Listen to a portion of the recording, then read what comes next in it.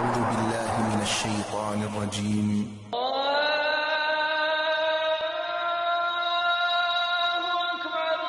کتاب اور سنت جو ہے وہ ہمارا دین، اس کو نصیب کرنے میں البتہ بہت سارے منہج پائے گئے ہیں. یعنی یہ جو معتزلہ ہیں، ایسا نہیں ہے کہ یہ ان کو قرآن نہیں آتا تھا. صحابہ کے طریقے سے دین کو نہ سمجھنا، یہ وجہ ہوئی کہ خوارج نکلے، قدریہ نکلے، جہمیہ نکلے، معتزلہ وغیرہ نکلے. صحابہ کے طریقے سے دین کو نہ سمجھنا تو یہ عقل کا قصور ہے نا.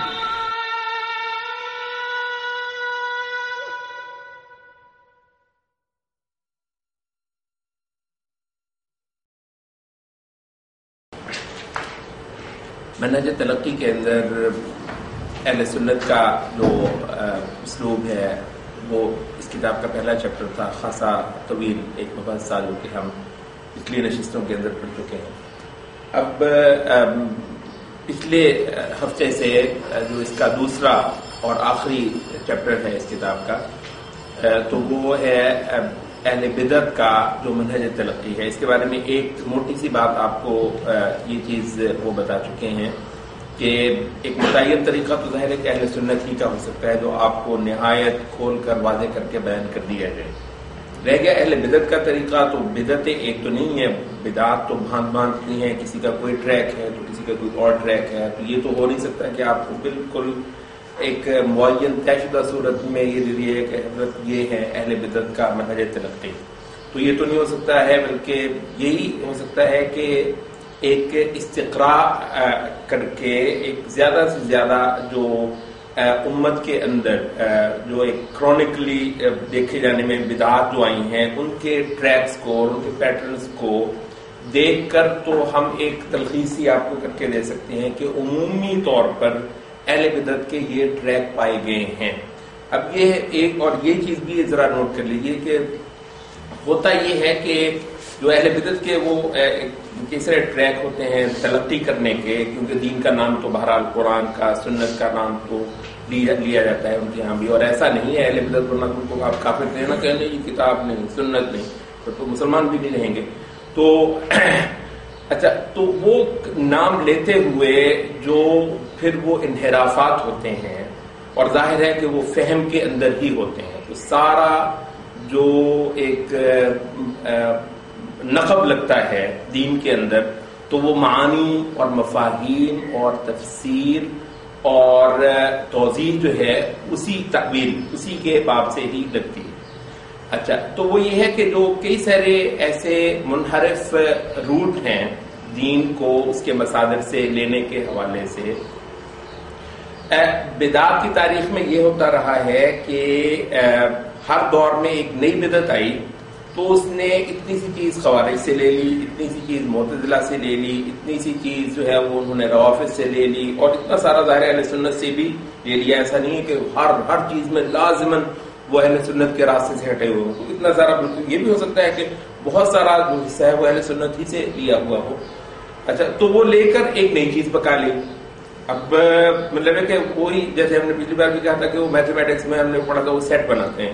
وہ 4-5 اگر آپ کے پاس نمبرز ہیں تو آپ ان کو آرڈر تھوڑا سا بدل کے ادھر سے ادھر سے بہت سارے سیٹ بنا سکتے ہیں. اتنے سارے سیٹ بنتے ہیں بدعات کے اندر. کوئی مسئلہ نہیں، ہر بندہ ہی یہاں پر ایک چھوٹی سی مطلب ہے کہ مصیبت کھڑی کر سکتا ہے، تو چھوٹا سا فتنہ جو ہے وہ بنا سکتا ہے، تو ادھر سے لے کر تو وہ جوڑ لیتا ہے. اس وجہ سے یہ ممکن نہیں ہے کہ آپ کو ایک احاطہ کر کے دے دیا جائے. اب وہ جسے ہم پڑھ چکے ہیں ان کا ہم اعادہ نہیں کریں گے. چوتھی جو ایک چیز ہے اہل بدعت کے ہیں وہ آپ دیکھ رہے ہیں کتم النصوص. یہ کتمان کہا جاتا ہے چھپانے کو. تو اچھا، یہ چیز مد نظر رہے کہ عام طور پر ایسا نہیں ہوتا ہے کہ اللہ تعالیٰ نے نفس انسانی کے اندر نا اتنی سی خیر اور اچھائی رکھی ہوئی ہے، اس کا تجزیہ کرنا چاہیے ہمیشہ ہی. یعنی اتنا نہیں ہوتا ہے کہ الا ماشاءاللہ کوئی ہوگا اتنا بے ایمان ہوگا کہ نہایت بددیانت کی اور خباثت کے ساتھ جو ہے وہ اس طرح کے کئی سارے کام کر رہا ہوگا. یہ ایک مینٹیلٹی بنتی ہے، ایک نفسیات بنتی ہے. ایک چیز کو بندہ حق سمجھتا ہے، پھر اس کو ثابت کرنے کے حوالے سے پھر یہ ہوتا ہے کہ دوسری احادیث ہیں، دوسرے نصوص ہیں، کسی کو ادھر کو تھوڑا سا کیا، کسی کو ادھر سے کیا. اور یہ اعتقاد کرتے ہوئے کہ اصل چیز جو دین ہے اور جو اللہ کے رسول کی جو چیز ہے وہ تو یہی ہے. تو پھر ہوتے ہوتے ہوتے ہوتے آدمی کسی تو اب یہ بھی ایک مینٹیلٹی ہے کسی کے ہاں. تو آپ خباثت کے طور پر اس کو دیکھیں گے، لیکن بیشتر کے ہاں آپ ایک ذہنیت کے طور پر دیکھیں گے کہ جی کتمان نصوص ہے. نصوص کو چھپانا بندے کی ایک مجبوری سی اور ایک ضرورت سی جو ہے وہ بن جاتی ہے.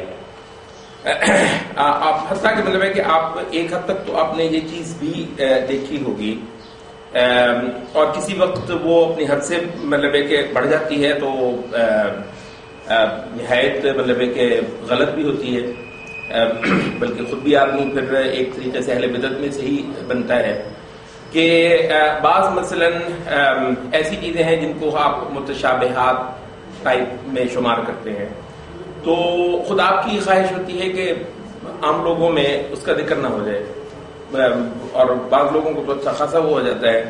اب یہ مثلا جو حدیث ہے نبی صلی اللہ علیہ وسلم نبی صلی اللہ علیہ وسلم کی جو بھی حدیث ہے وہ سرانکوں پر ہی ہے کہ وہ اس میں ہے کہ لا یزال عبدی یتقرب الی بالنوافل حتی احبہ فاذا احببته كنت سمعه الذي يسمع به وبصره الذي يبصر به ويده التي يبطش بها ورجله التي يمشي بها.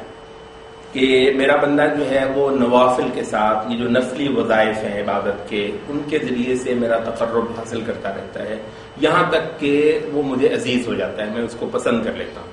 حتی احبہ، پھر جب میں اس کو پسند کر لیتا ہوں تو میں اس کی سمع بن جاتا ہوں جس کے ساتھ وہ سنتا ہے، میں اس کی بینائی بن جاتا ہوں جس کے ساتھ وہ دیکھتا ہے، میں اس کا ہاتھ بن جاتا ہوں جس کے ساتھ وہ پکڑتا ہے، میں اس کا پیر بن جاتا ہوں جس کے ساتھ وہ چلتا ہے.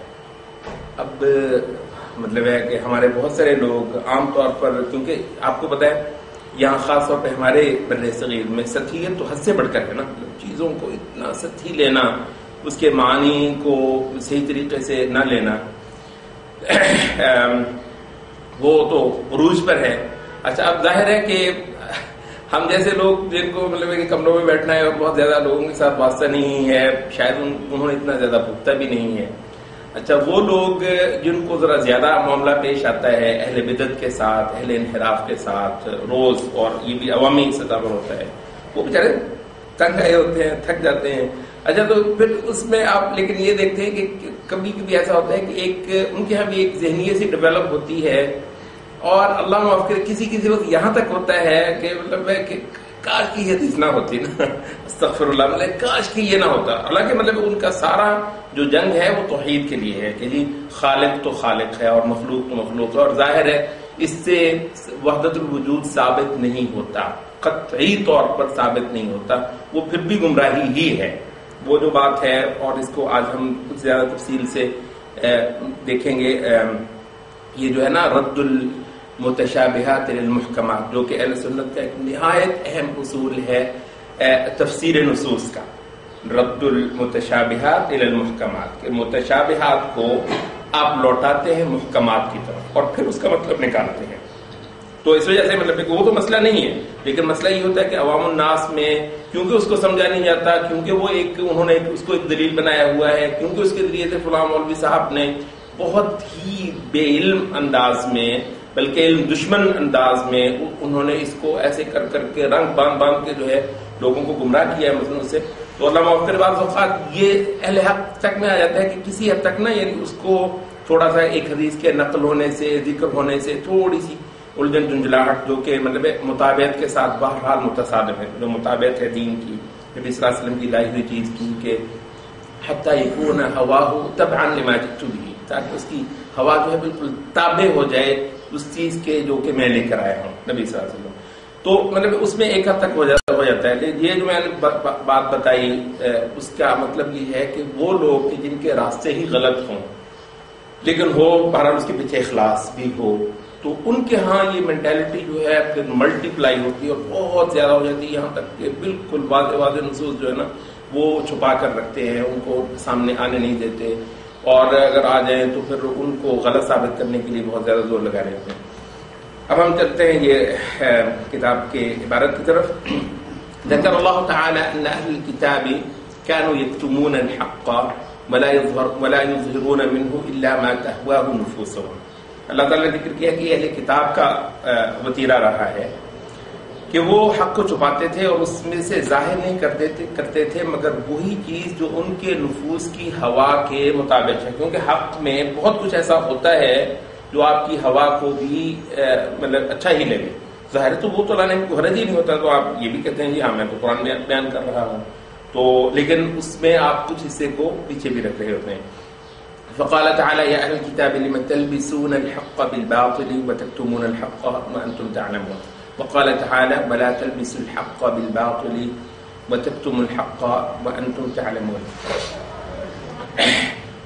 وقد اقتدى المبتدعة بأهل الكتاب.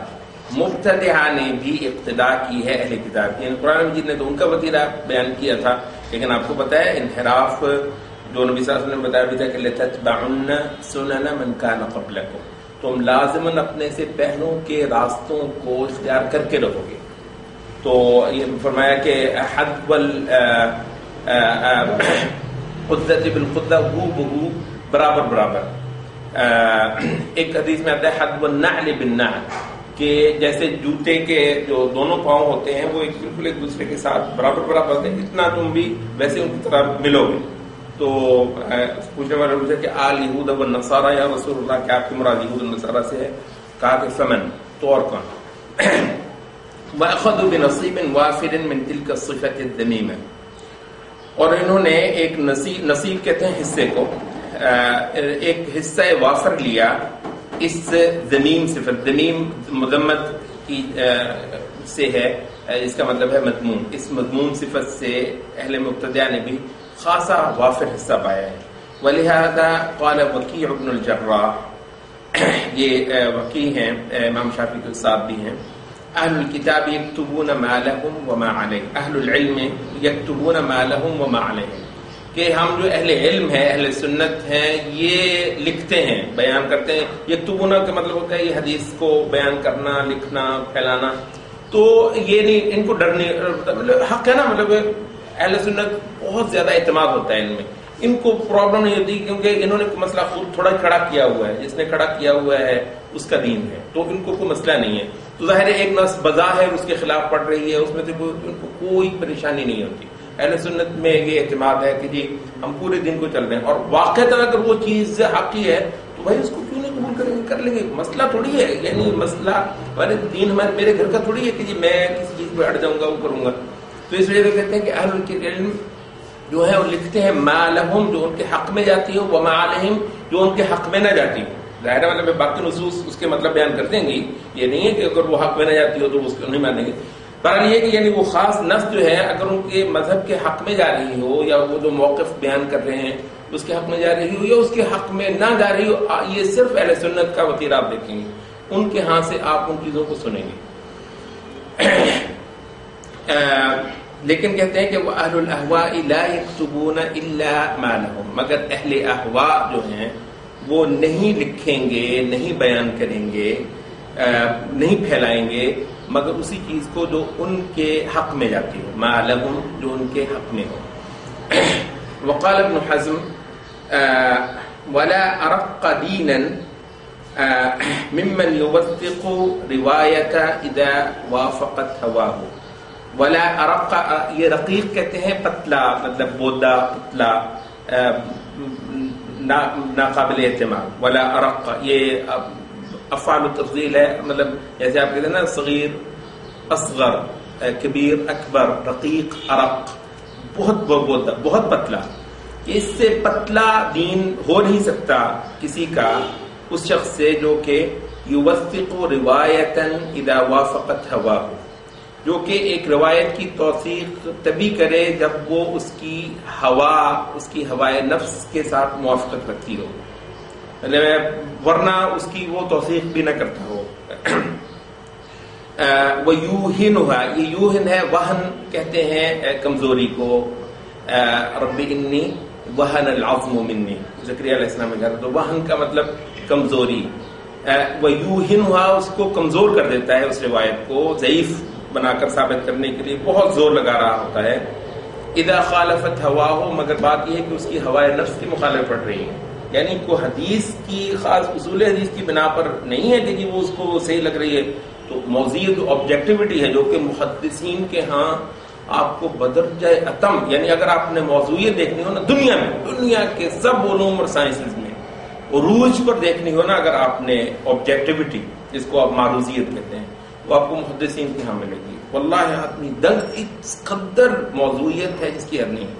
تو وہ کہتے ہیں کہ اس سے کوئی مطلب ہے کہ بودا پتلا دین ہو سکتا ہے کہ آدمی روایتوں کی تصحیح اور تضعیف میں پیچھے جو ہے اس کی احوا بول رہی ہوں، وہ اگر ٹھیک ہے تو بڑے زور و شور سے اس کی توثیق بھی کر رہا ہے، اس کے حق میں دلائل لے کر آ رہا ہے، اور اگر اس کی ہوائے نفس کے مطابق نہیں ہے تو اس کے اندر اس کو ذوق بھی نظر آ جاتے ہیں، اتنے اتنے کیڑے نظر آتے ہیں. پھر ایسی روایت کے اندر ظاہر جب اگر آپ زور لگانا شروع کریں کسی روایت کو ضعیف ثابت کرنے کے لیے، آپ دیکھیں مطلب آپ اس کے مناظر آپ دیکھ رہے ہیں نا کہ وہ اب دماغ میں سما گئی ہے کہ جی جادو نہیں ہوتا ہے، مثلا جادو نہیں ہوتا ہے.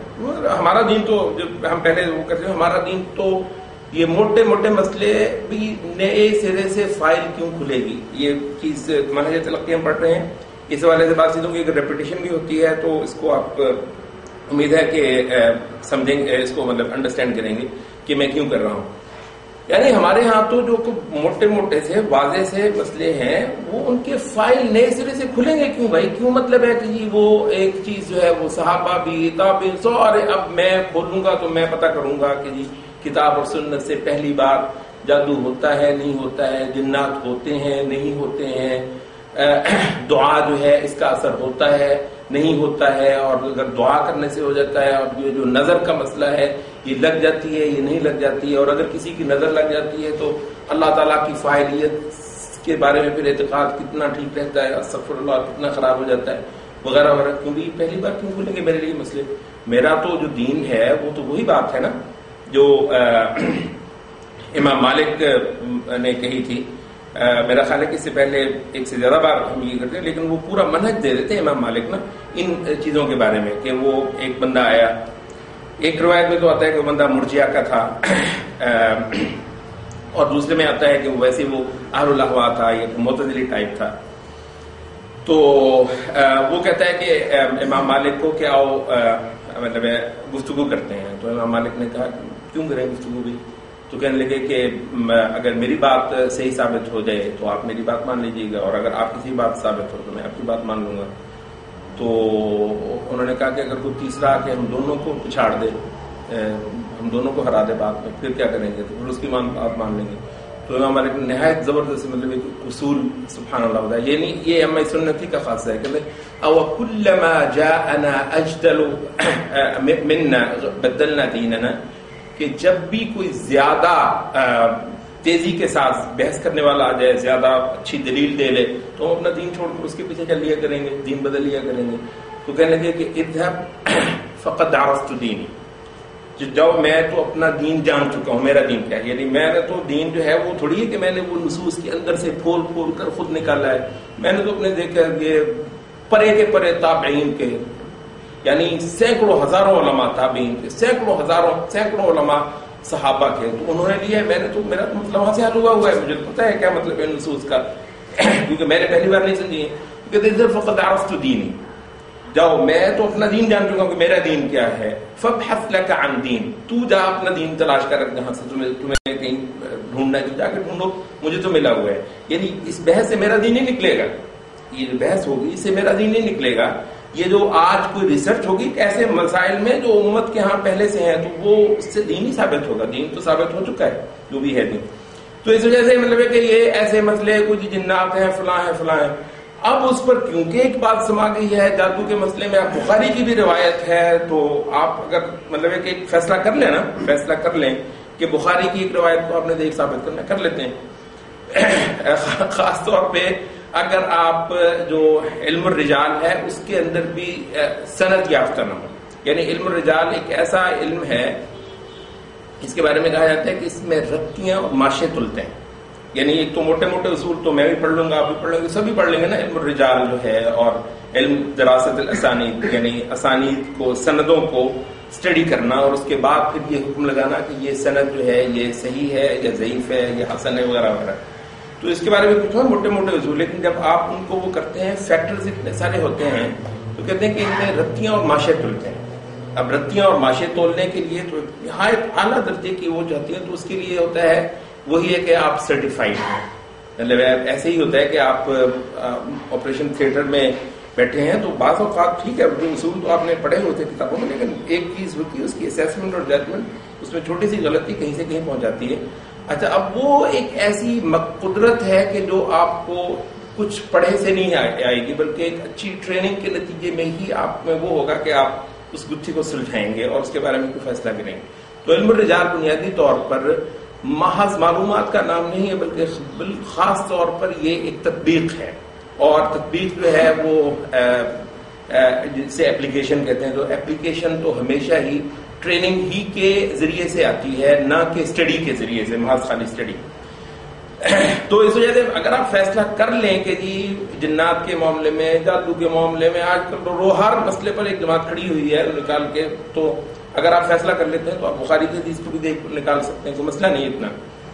مسلم کو بھی نکال سکتے ہیں ادھر سے ادھر سے. اور اگر کسی چیز کو ثابت کرنا ہو کہ یہ صحیح ہے تو مطلب ہے یہ مطلب کربلا کے واقعے پر اگر کوئی بحث شروع ہو جائے تو 1000 سال چل سکتی ہے. یعنی اتنا کچھ ہے، ایک چھوٹا سا بھی واقعہ ہو نا، صرف ایک واقعہ چھوٹا، اتنا کچھ ہے کہ 1000 سال بحث چل سکتی ہے اگر چلانی ہو، کبھی ختم نہیں ہوگی. اگر اخبار کا صفحہ کھول دینا اپنا کہ یہ آئندہ 1000 سال تک اس پر جواب در جواب آئیں گے تو ختم ہو سکتا ہے، کوئی مسئلہ نہیں ہے اس کا. تو اس وجہ سے مطلب ہے کہ یہ کوئی مسئلہ نہیں ہے. معاملہ یہی ہوتا ہے کہ آدمی میں متابعت ہو اور ہوائے نفس جو ہے وہ کام نہ کر رہی ہو، اور یہ چیز ظاہر ہے اللہ تعالیٰ صرف اہل سنت کو دیتا ہے. تو کہتے ہیں فما يتمسك فاعل هذا من الدين الا بالتلاعب، کہ فاعل هذا ایسا کام کرنے والا جو شخص ہوتا ہے وہ نہیں تمسک کرتا، نہیں اس کی گرپ ہوتی دین میں سے، مگر اسی الا بالتلاعب، مگر کھلواڑ. یعنی ایسا تلاعب یہ لعب سے ہے، کھیلنا، یہ صرف کھلواڑ کر سکتا ہے ایسا بندہ دین کے ساتھ جس کو کہتے ہیں نا تمسک، والذین یمسکون بالکتاب واقاموا الصلاۃ. تو ترکت فیکم امرین لن تضلوا ما ان تمسکتم بہما کتاب اللہ وسنتی. تو یہ جو تمسک ہے یہ اور چیز ہے، کھلواڑ جو ہے یہ ایک اور چیز ہے. وقال ابن تیمیہ فلا تجد قطا مبتدعا الا وهو يحب کتمان النصوص. تم کبھی کسی مبتدع کو نہیں دیکھو گے مگر اس حالت میں کہ وہ نصوص کو چھپانا ضرور پسند کرے گا. یعنی اس کی چاہت ہوگی کہ نصوص کی ایک جو کیٹیگری ہے نا وہ کسی طریقے سے نہ آئے لوگوں کے سامنے. التي تخالفه ويبغضها، جو نصوص، وہ نصوص جو کہ اس کی مخالف پڑتی ہیں اور وہ ان سے بغض رکھتا ہے. ويبغض اظهارها، اور وہ اس چیز سے بھی بغض رکھتا ہے کہ ان کا اظہار ہو، ان نصوص کو کھول دیا جائے لوگوں میں. وروایتها، اور ان کی روایت ہو. والتحديث بها، اور یہ بیان ہو. حدثنا يحدث، تحدیث کا مطلب بیان ہونا، یہ بیان ہو بکثرت معاشرے میں. ويبغض من يفعل ذلك، اور اس کا پھر بغض نکلتا ہے ان لوگوں پر جو یہ کام کرتے ہیں. اب نصوص کے ساتھ تو کیا کرے گا آدمی، جو نصوص کو بیان کرنے والے ہیں ان پر پھر پورا بغض نکالے گا وہ. وَيُبْغِضُ مَنْ يَفْعَلُ ذَلِكَ، جو شخص یہ کرے گا یعنی ان روایات کا اظہار، ان کی روایت اور ان کی تحدیث بیان کرے گا تو ان کے ساتھ بغض کرے گا. كما قال بعض السلف، جیسا کہ سلف میں سے بعض نے کہا مبتدع احد بدعة، کوئی نہیں ہے جس نے کوئی بدعت نکالی ہو، الا مگر یہ ہوا ہے کہ نزعت حلاوت الایمان من قلبه، اس کے دل سے ایمان کی حلاوت جو ہے مٹھاس وہ نکال لی جاتی ہے، وہ اس کے اندر باقی نہیں رہتی.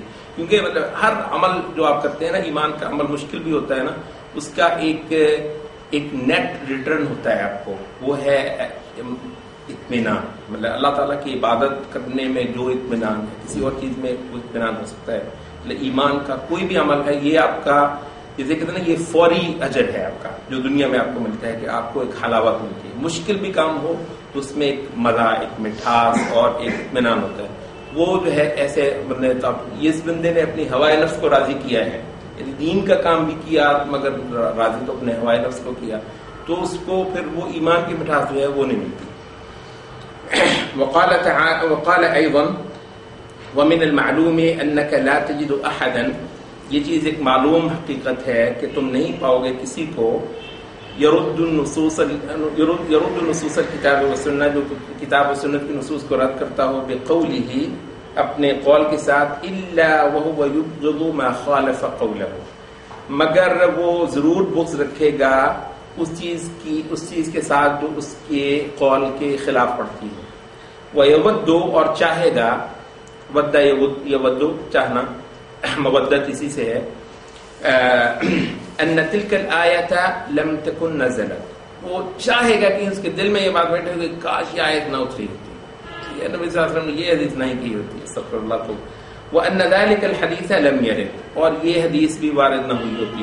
وَلَوْ أَمْكَنَهُ كَشْطُ ذَلِكَ مِنَ الْمُصْحَفِ لَفَعَلَهُ، یہ وَإِذَا السَّمَاءُ كُشِطَتْ، وہ جو ہے اگر اس کے لیے ممکن ہو، اس کا بس چلے تو وہ مصحف سے اس آیت کو کھرچ بھی دے. قال بعض السلف، سلف میں سے بعد نے کہا، مبتدع احد بدعة الا خرجت حلاوة الحديث من قلبه، یہاں پر ایمان کی بجائے حدیث کا لفظ ہے کہ جس نے کوئی بدعت ایجاد کی ہو مگر حدیث کی حلاوت جو ہے وہ اس کے دل سے نکل جاتی ہے، نکال دی جاتی ہے. وقیل عن بعض رؤوس الجہمیہ، جہمیہ کے بعض جو بڑے ہیں سرغنے، رؤوس رأس کی جمع رأس کہتے ہیں، سر سرغنا، اما بشر المریسی او غیرہ، یہ بشر تھا، یہ اور تھا، تو اس کو کہا گیا، اس کے بارے میں کہا گیا کہ انه قال ليس شيء انقص لقولنا من القرآن، کہ ہمارا جو مذہب ہے، ہماری جو بات ہے، اس کا نقص جو ہے نا سب سے زیادہ قرآن نکال دیتا ہے، مطلب اس کا نقص نکالنے میں کوئی چیز اتنی نہیں ہے جتنا کہ قرآن ہے. فَأَقِرُّوا بِهِ فِي الظَّاهِرِ، تو ظاہر میں تو اس کا اقرار ہی کیا کرو، یہ تو نہیں کہ قرآن کو رد کر دیا جائے ظاہر میں. ثُمَّ صَرِّفُوهُ بِالتَّأْوِيلِ، پھر تأویل میں تصریف کیا کرو، تأویل میں اس کو پھیر دیا کرو، اس کے معنی کو.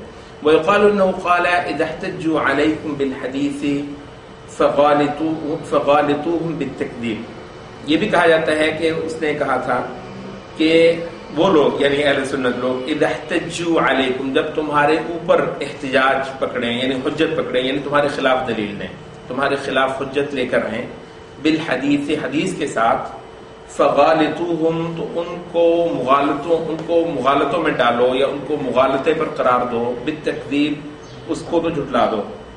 کیونکہ حدیث وغیرہ کے بارے میں تو بہت اچھا ایک طریقہ ہوتا ہے، ہمیشہ آپ دیکھیں گے اہل بدعت کے ہاں کہ آپ حدیث لے کر آئے تو حدیث کو کسی کو ادھر کو کر دیا تو کسی کو ادھر کو کر دیا. اس وجہ سے حدیث کی تو نص پر ہی وہ آپ کے ساتھ بحث کر سکتے ہیں. قرآن کے ساتھ ظاہر یہ نہیں ہو سکتا کہ جی تو آیت ہی نہیں، حدیث کے بارے میں یہ حدیث ہی نہیں ہے، تو حدیث کے بارے میں تو یہ بڑا ان کے لیے ایک آسان راستہ ہے. تو کہتے ہیں حدیث لے کر آئے تو جھٹلا دو، تو نہیں حدیث ہی نہیں ہے. وَإِذَا احْتَجُّوا بِالْآيَاتِ، اور اگر آیتوں کے ساتھ حجت پکڑیں تمہارے خلاف، فَغَالِطُوهُمْ بِالتَّأْوِيلِ، تو پھر تعویل کے ذریعے سے ان کو مغالطے میں ڈالو، ان کو مطلب مغالطے پر قرار دو. تمہیں تو ایسے ہی تمہیں تو مغالطہ لگ گیا ہوا ہے، تو حدیث کے حوالے سے مغالطہ لگ گیا ہوا ہے، یہ تو حدیث ہی نہیں ہے. آیت کے حوالے سے مغالطہ لگ گیا ہوا ہے تو آیت کا مطلب ہی نہیں ہے. تو یہ ہے طریقہ ان کا. وَلِهَذَا تَجِدُ الْوَاحِدَ مِنْ هَؤُلَاءِ لَا يُحِبُّ تَبْلِيغَ النُّصُوصِ النَّبَوِيَّةِ، اس وجہ سے تم دیکھو گے کہ ان میں سے ایک شخص جو ہے وہ نہیں پسند کرتا نبوی نصوص کی تبلیغ کو، بل قد یختار کتمان ذلک، بلکہ وہ اس چیز کو ہی اختیار کرے گا کہ ان چیزوں کو چھپا لیا جائے، والنہی عن اشاعتہ، اور روکے گا ان کی اشاعت کرنے سے، وہ تبلیغی اور ان کی تبلیغ کرنے سے، خلافا لما امر اللہ بہ ورسولہ من التبلیغ عنہ، اس کے برعکس جو کہ اللہ نے اور اس کے رسول نے حکم دیا ہے کہ ان چیزوں کی تبلیغ کی جائے. وقال ابن تیمیہ ایضا، ابن تیمیہ کی بات ہے کہ ہما متلازمان، یہ دونوں لازم و ملزوم، متلازم کا مطلب لازم و ملزوم ہونا، ہما متلازمان، یہ دونوں لازم و ملزوم ہیں.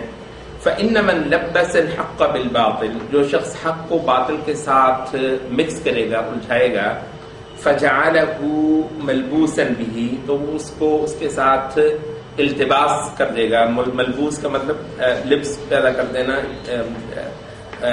اس کے اندر ایک الجھاؤ پیدا کر دینا. خفیہ من الحق بقدر ما ظہر من الباطل فصار ملبوسا، یہ اس کی تفسیر کر رہے ہیں کہ حق سے جو ہے جو اتنا حق کا اتنا حصہ جو ہے وہ چھپ جائے گا جتنا کہ باطل کا حصہ جو ہے اس میں نمایاں کر دیا جائے گا. یعنی حق بھی ہوگا باطل بھی ہوگا. حق کا کچھ حصہ چھپا دیں, باطل کا اتنا حصہ اس میں وہ کر دیں, فصار ملبوسا, تو یہ ملبوس ہو جاتا ہے, یعنی مشتبہ ہو جاتا ہے. ومن كتم الحق احتاج ان يقيم موضعه باطلا. اب جس شخص نے حق کو چھپایا ہے تو اتنی جگہ پر لازم ہے کہ وہ پھر حق باطل کو لے کر آئے. حق کا جتنا حصہ چھپایا ظاہر اس کی جگہ کچھ آنا ہے تو وہ چیز کیا ہوگی, وہ باطل ہوگا. فیلبس الحق بالباطل, تو اس طریقے سے باطل کو حق کے ساتھ وہ الجھا دیتا ہے. ولہذا كان كل من كتم من اهل الكتاب ما انزل الله فلا بد ان يظهر باطلا. اس وجہ سے اہل کتاب جو ہے ہر وہ چیز جو اللہ کی نازل کرتا ہے جب اس کو چھپاتے ہیں تو لازم ہے کہ اس جگہ پر پھر وہ باطل کو ظاہر بھی کریں. جتنا حق کو چھپائیں اتنا باطل کو ظاہر کریں اس کی جگہ پر. وهكذا اهل البدع, اور یہی چیز اہل بدع کا معاملہ ہے. لا تجد احدا ترك بعض السنه, تم نہیں پاؤ گے ان میں سے کسی کو جس نے سنت کا ایک حصہ چھوڑا ہو, التي يجب التصديق بها والعمل, جس کی کہ تصدیق بھی واجب ہو اور عمل بھی, الا وقع في بدعه, مگر وہ بدعت کے اندر واقع ہوگا. ولا تجد صاحب بدعه الا ترك شيئا من السنه, تم ہرگز نہیں پاؤ گے کسی صاحب بدعت کو مگر اس حالت میں کہ اس نے سنت کا کچھ حصہ چھوڑا ہوگا. تو اچھا, یہ اب پانچویں ان کا جو وتیرہ ہے وہ ہے تحریف النصوص. یہ ہم نے تحریف کا لفظ پہلے بھی بہت بار وضاحت کی اس کی. تحریف النصوص ظاہرۃ خطیرہ, یہ ظاہرہ آج کل کی جدید عربی میں استعمال ہوتا ہے. اس کا مطلب ہوتا ہے فینومینن. ظاہرہ اس کی جمع ظواہر ہے, تو ظاہرہ فینومینن کو کہتے ہیں.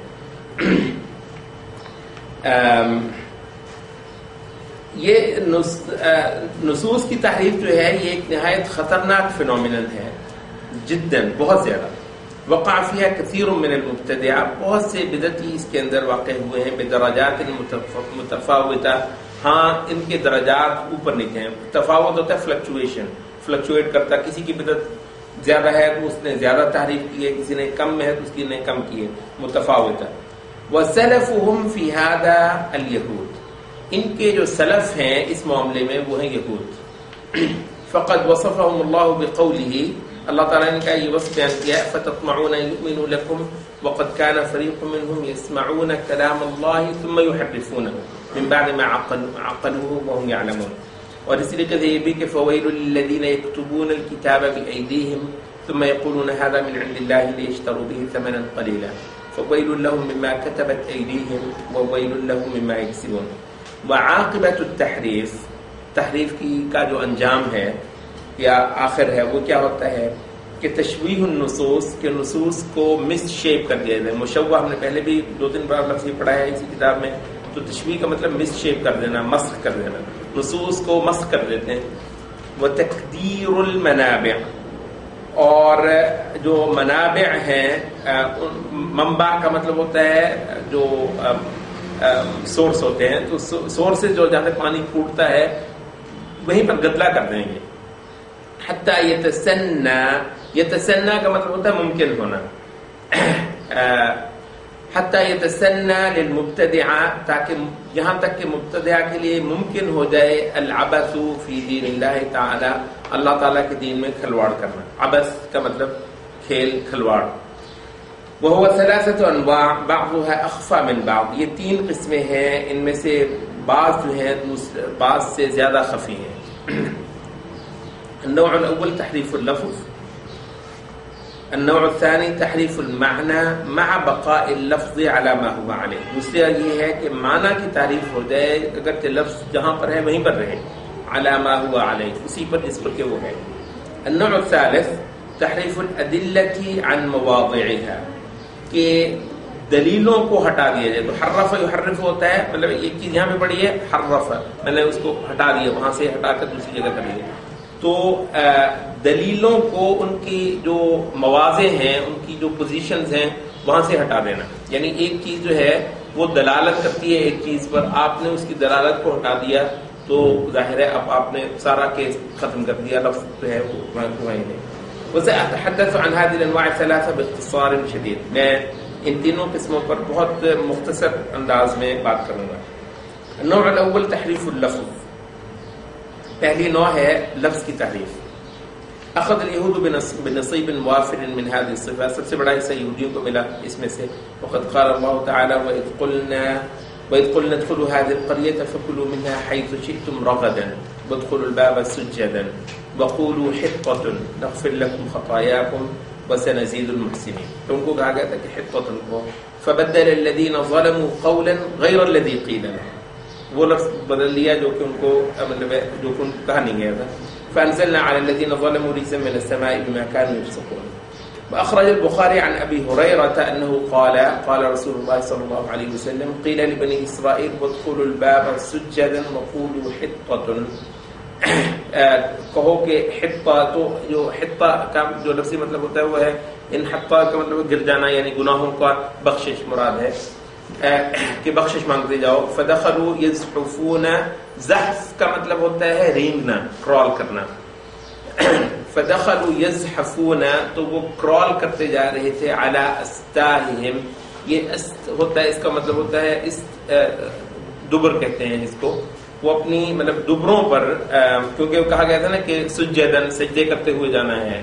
سجدے میں تو مطلب ہے کہ آپ جھکتے ہیں نا، تو جب آپ اپنی دبر ہی نیچے رکھتے ہیں تو پھر تو آپ ظاہر جھکتے نہیں، سجدہ نہیں کرتے ہیں. تو دبروں کو نیچے رکھ کر جو ہے وہ کرال کرتے ہوئے دروازے سے وہاں سے گزرے، دروازے سے نکلے. فبدلوا، تو انہوں نے تبدیل کر دیا.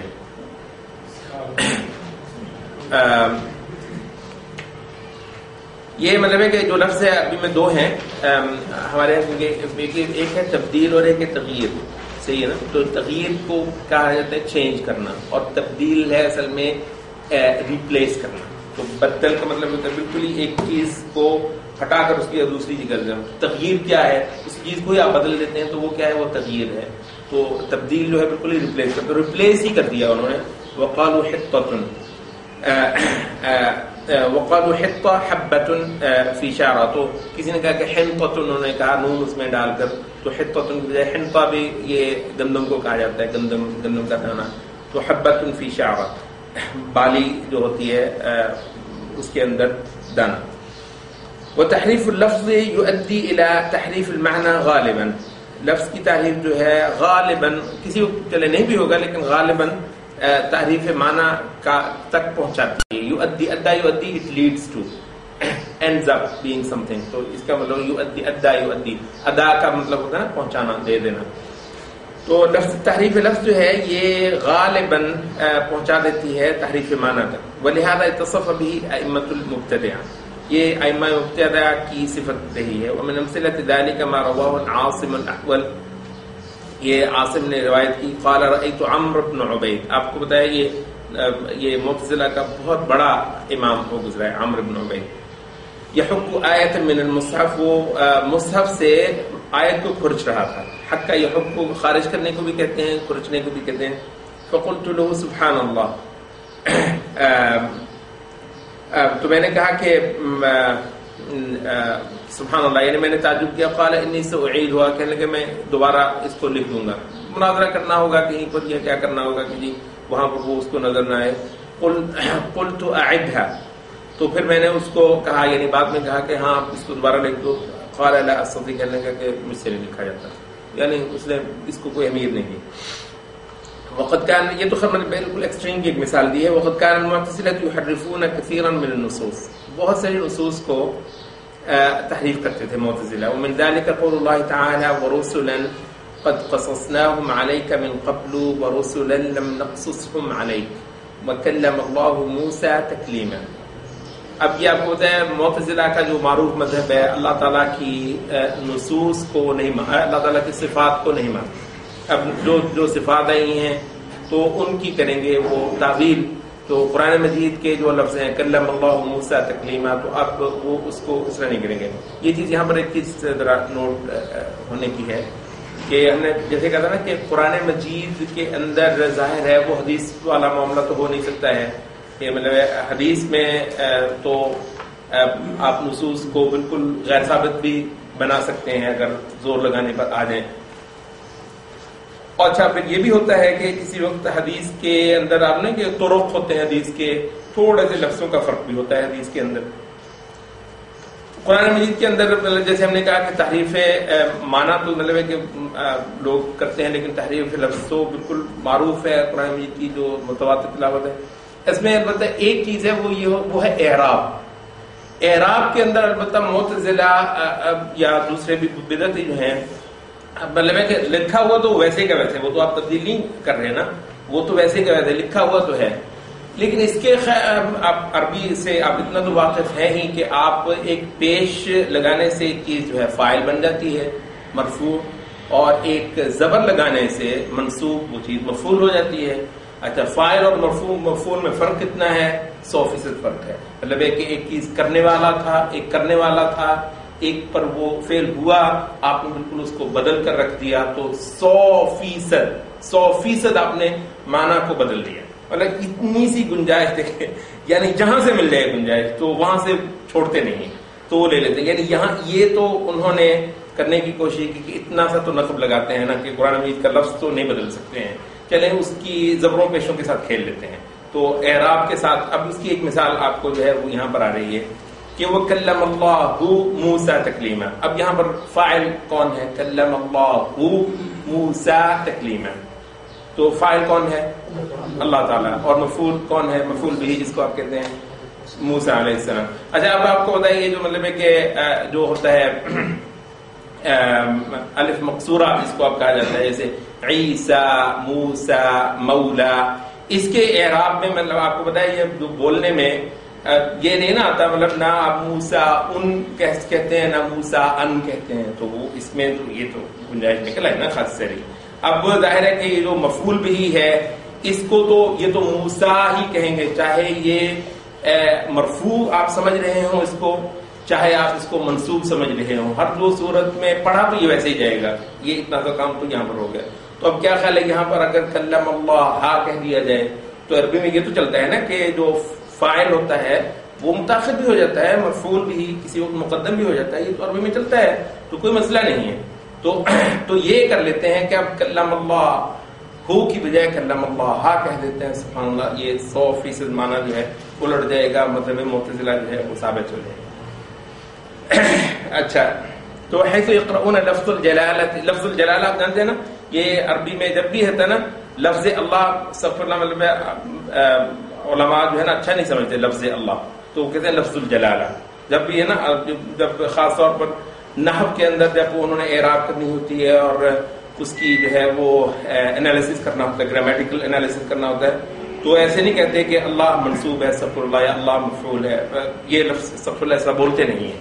تو یہ آپ کے بھی علم میں رہے. تو پھر لفظ الجلالہ کہتے ہیں کہ لفظ الجلالہ اس جملے کے اندر منصوب ہے یا مرفوع ہے یا مطلب ہے کہ مجرور ہے وغیرہ وغیرہ، تو لفظ الجلالہ بولتے ہیں. یہاں پر اللہ کا لفظ اس طرح بولتے نہیں کیونکہ اس میں ادب نہیں ہے رب العالمین کے ساتھ. تو مطلب یہ ایسا وہ جو کھیلتے ہیں ان کو پتہ ہوتا ہے کہ ہم یہ جان بوجھ کے کر رہے ہیں، اتنی ضرورت کرتے ہیں. کہتے ہیں جو احوا ہوتی ہیں نا وہ اندھا کر دیتی ہیں. احوا ایک ایسی چیز ہے جو آپ کو اندھا بھی کر دیتی ہے. کہتے ہیں کہ مطلب سنانے کہ لیلا کو مجنوں کی آنکھ سے دیکھو، کچھ سے کچھ نظر آتا ہے. اچھا تو وہ کہتے ہیں کہ حیث یقرؤون لفظ الجلالہ بالنصب، لفظ جلالہ ہم آئندہ سے ہمیشہ یہی کہیں گے، امید ہے کہ آپ اس کو سمجھ لیں گے. لفظ جلالہ جو ہے اس کو انہوں نے وہ پڑھتے ہیں نصب کے ساتھ. نصب کا مطلب کیا ہے؟ یعنی منصوب کر کے، یعنی آخر میں زبر دے کر. لکھی یوافق مذہبہم الباطل، تاکہ وہ موافق ہو جائے ان کے باطل مذہب کے ساتھ. فی نفی صفت الکلام للہ عز وجل، اللہ تعالیٰ کی جو صفت کلام ہے اس کی نفی کرنے کے معاملے میں جو ان کا مذہب ہے وہ تاکہ ہو جائے. اس کا مطلب بنتا ہے اس پہ آخر میں زبر لگا دیتے جی، اللہ پہ آخر میں زبر لگا دیں تو بنتا اللہ مفعول ہو جاتا ہے نا، کہ اللہ تعالیٰ کے ساتھ موسیٰ نے بات کی، مطلب یہ جو ہے ہاں یہ ہو جائے گا کلم اللہ موسیٰ تکلیما، اللہ نے موسیٰ سے کلام کیا.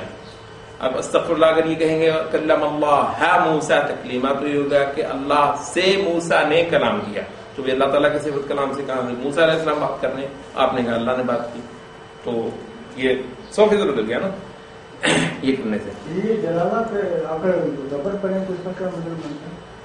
زبر پڑھے تو اس کا مطلب ہوگا کہ اللہ تعالیٰ سے بات کی موسیٰ نے، اللہ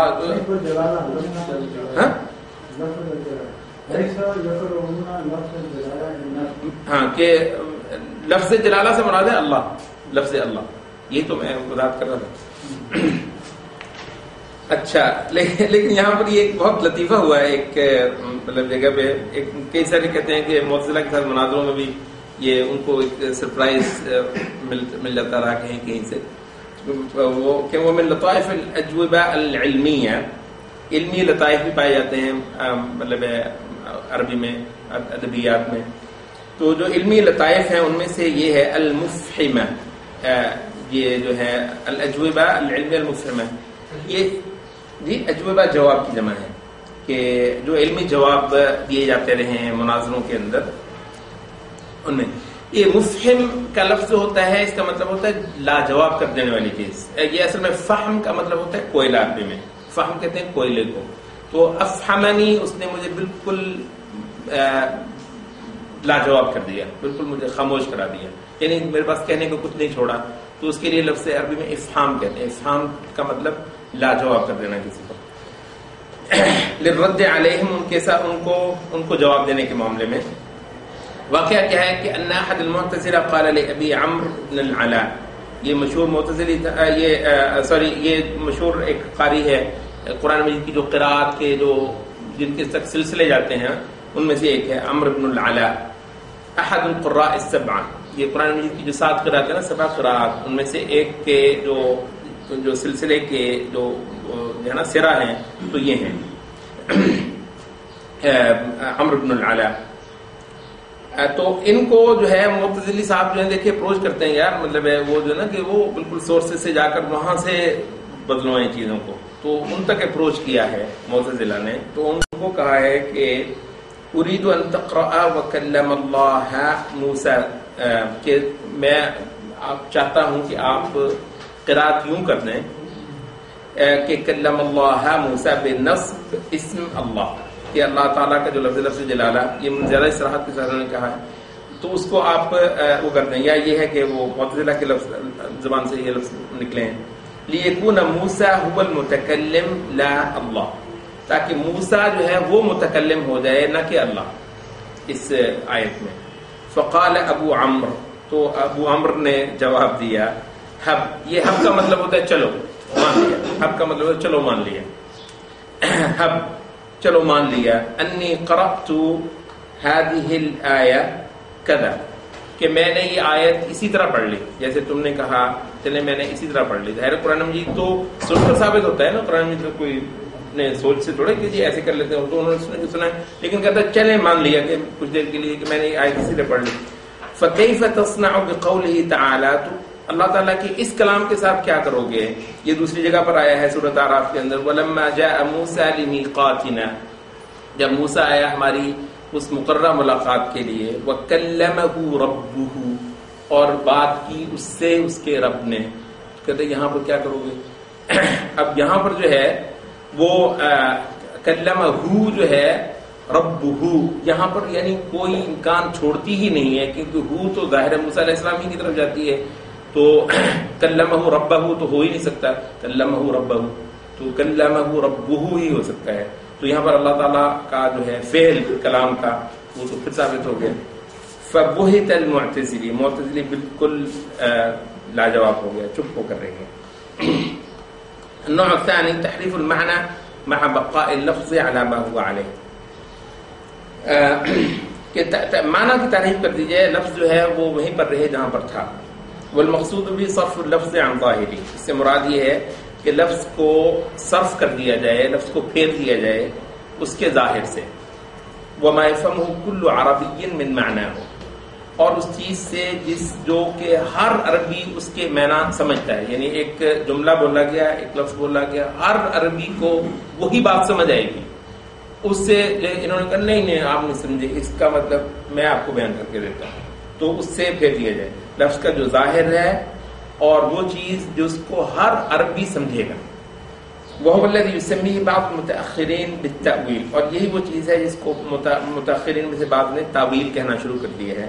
وهو اکثر خفاء من النوع الاول، اور یہ جو ہے جو پہلی قسم گزری ہے یہ اس سے زیادہ خفی ہے. پہلے تو وہ جو لفظ تھا وہ تو مطلب اس کو پھیر دینا مروڑ دینا وہ تو بالکل ہی ہے، یہ البتہ ایک خفی ہے چیز ہے.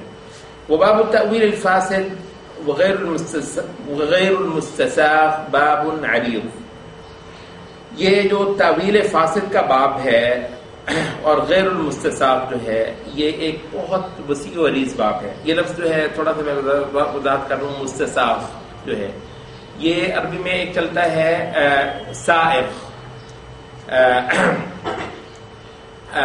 یہ جو ہے نا هو الذي مرج البحرين هذا عذب فرات سائغ شرابه، آسانی سے نکلنا. جی سائغ شرابه، تو سائغ کا مطلب جو آسانی سے نکلا جائے، سائغ کا مطلب آسانی سے نکلا جائے. یہ مطلب ہے کہ علماء کے ہاں لفظ بہت زیادہ چلتا ہے خلاف سائغ یا اختلاف سائغ اور اختلاف غیر سائغ. اختلاف سائغ کون سا ہے؟ جو اختلاف قابل قبول ہے اہل سنت کے مابین، مطلب نکاح کے مسئلے میں، طلاق کے مسئلے میں، بیع کے فلاں مسئلے میں ابن مسعود کا یہ فتویٰ، ابن عباس کا یہ فتویٰ، ابن عمر کا یہ قول، تو اس میں مطلب ہے کہ کوئی ایسا بڑی بات نہیں ہے. تو ان کیا کہیں گے یہ اختلاف سائغ ہے، یعنی اہل اسلام اہل سنت کے ہاں نکلی جا سکتی ہے یہ چیز، تو اس کو کہا جاتا ہے اختلاف سائغ.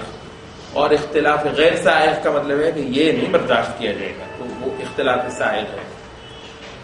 اچھا، تو یہ تسیغ کا مطلب کسی چیز کو نگلا جانے کے قابل جاننا یا محسوس کرنا، نگلا جانے کے قابل جاننا. استساغ یستسیغ، کسی چیز کو نگلا جانے کے قابل محسوس کرنا. تو انا لا استسیغ هذا، میں اس چیز کو نہیں قبول کر سکتا، یہ چیز نہیں اترتی میرے دماغ میں یا میرے دل میں، یہ نہیں ماننے ہوئی، تو اس کو کہتے ہیں انا لا استسیغ هذا. تو هو كيف يستسيغ ذلك الشيء، وہ اس چیز کو کیسے برداشت کر لیتا ہے، کیسے اس کو وہ قابل برداشت جان سکتا ہے. تو یہ لفظ استساغہ باب استفعال جو ہے وہ اس سے آتا ہے. اب اس کا جو فاعل ہے وہ ہے مستسیغ، ٹھیک ہے، مستسیغ اس کا فاعل جو کسی چیز کو قابل برداشت جانے، اور مستساغ وہ چیز جو قابل برداشت جانی جائے. تو وہ سائغ کے معنی میں قریب قریب آ جاتا ہے. تو سائغ اور مستساغ تقریباً اس کا ایک سا معنی بن جاتا ہے، تھوڑی سی صنعت جو ہے وہ مختلف ہو جاتی ہے. یہ وضاحت تھوڑی سی میں نے یہ کی کہ یہ عام طور پر فقہ کی کتب میں، عقیدے کی کتب میں مطلب یہ چلتا ہے سائغ کا بھی لفظ اور مستساغ کا بھی لفظ. اور یہ بلکہ تسویغ کا بھی چلتا ہے باب تفعیل، جیسے سوغ لفلان، اس نے اس کے لیے گنجائش چھوڑ دی، جناب کہ الشرع سوغ لنا هذا، شرع نے ہمارے لیے اس چیز کی گنجائش چھوڑ دی.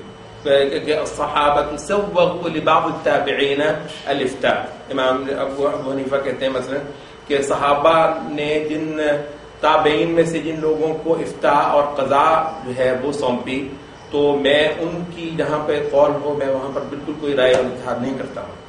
مطلب سوغوا، جہاں پر صحابہ نے کسی کو مطلب سند دے دی، صحابہ نے کسی کو جو ہے وہ اس چیز کی گنجائش دے دی ہو کہ میرے ہوتے ہوئے تو فتویٰ دے رہے، مطلب اس کے جس کی وہ شان ہو تو میں وہاں اس کے قول کے سامنے کیسے کوئی قول یا کوئی مطلب رائے یا اجتہاد لے کر آؤں. تو کہتے ہیں وہ باب التأویل الفاسد وغیر المستساغ، وہ تعویل جو فاسد ہوتی ہے اور غیر مستساغ ہوتی ہے، یعنی جو کہ قبول نہیں، کیونکہ بعض تعویل ایسی ہوتی ہے، اور یہ بات ہم پہلے بیان کر چکے ہیں، جو کہ کرنا ہوتی ہے، آپ کرتے ہیں بعض تعویل جو ہوتی ہے، تو وہ تعویل جو کہ غیر مستساغ ہے، جو کہ نکلی نہیں جا سکتی اہل سنت اہل ایمان اہل اسلام کے ہاں، اور جس کو رد کیا جائے گا. تو کہتے ہیں یہ جو باب ہے یہ باب ایک عریض وسیع باب ہے. دخل منہ الزنادقہ لہدم الاسلام، یہ زنادقہ یہاں سے اندر آئے کہ اسلام کی عمارت کو ڈھا دیں، ہدم منہدم کرنے کو کہتے ہیں. حیث حرف النصوص، چنانچہ انہوں نے نصوص کو تحریف زدہ کیا، وصرفوها عن معانیها الحقیقیہ، ان کے حقیقی معنی سے پھیر دیا، وحملوها من المعانی، اور ان کو یعنی نصوص کو معنی اٹھوا دیے. یہ جو ہے نا مثل الذین حملوا التوراۃ ثم لم يحملوها، جن کو تورات اٹھوائی گئی، یہ تحمیل جو ہے باب تفعیل ہے، پھر انہوں نے اٹھا کر نہ دی تورات.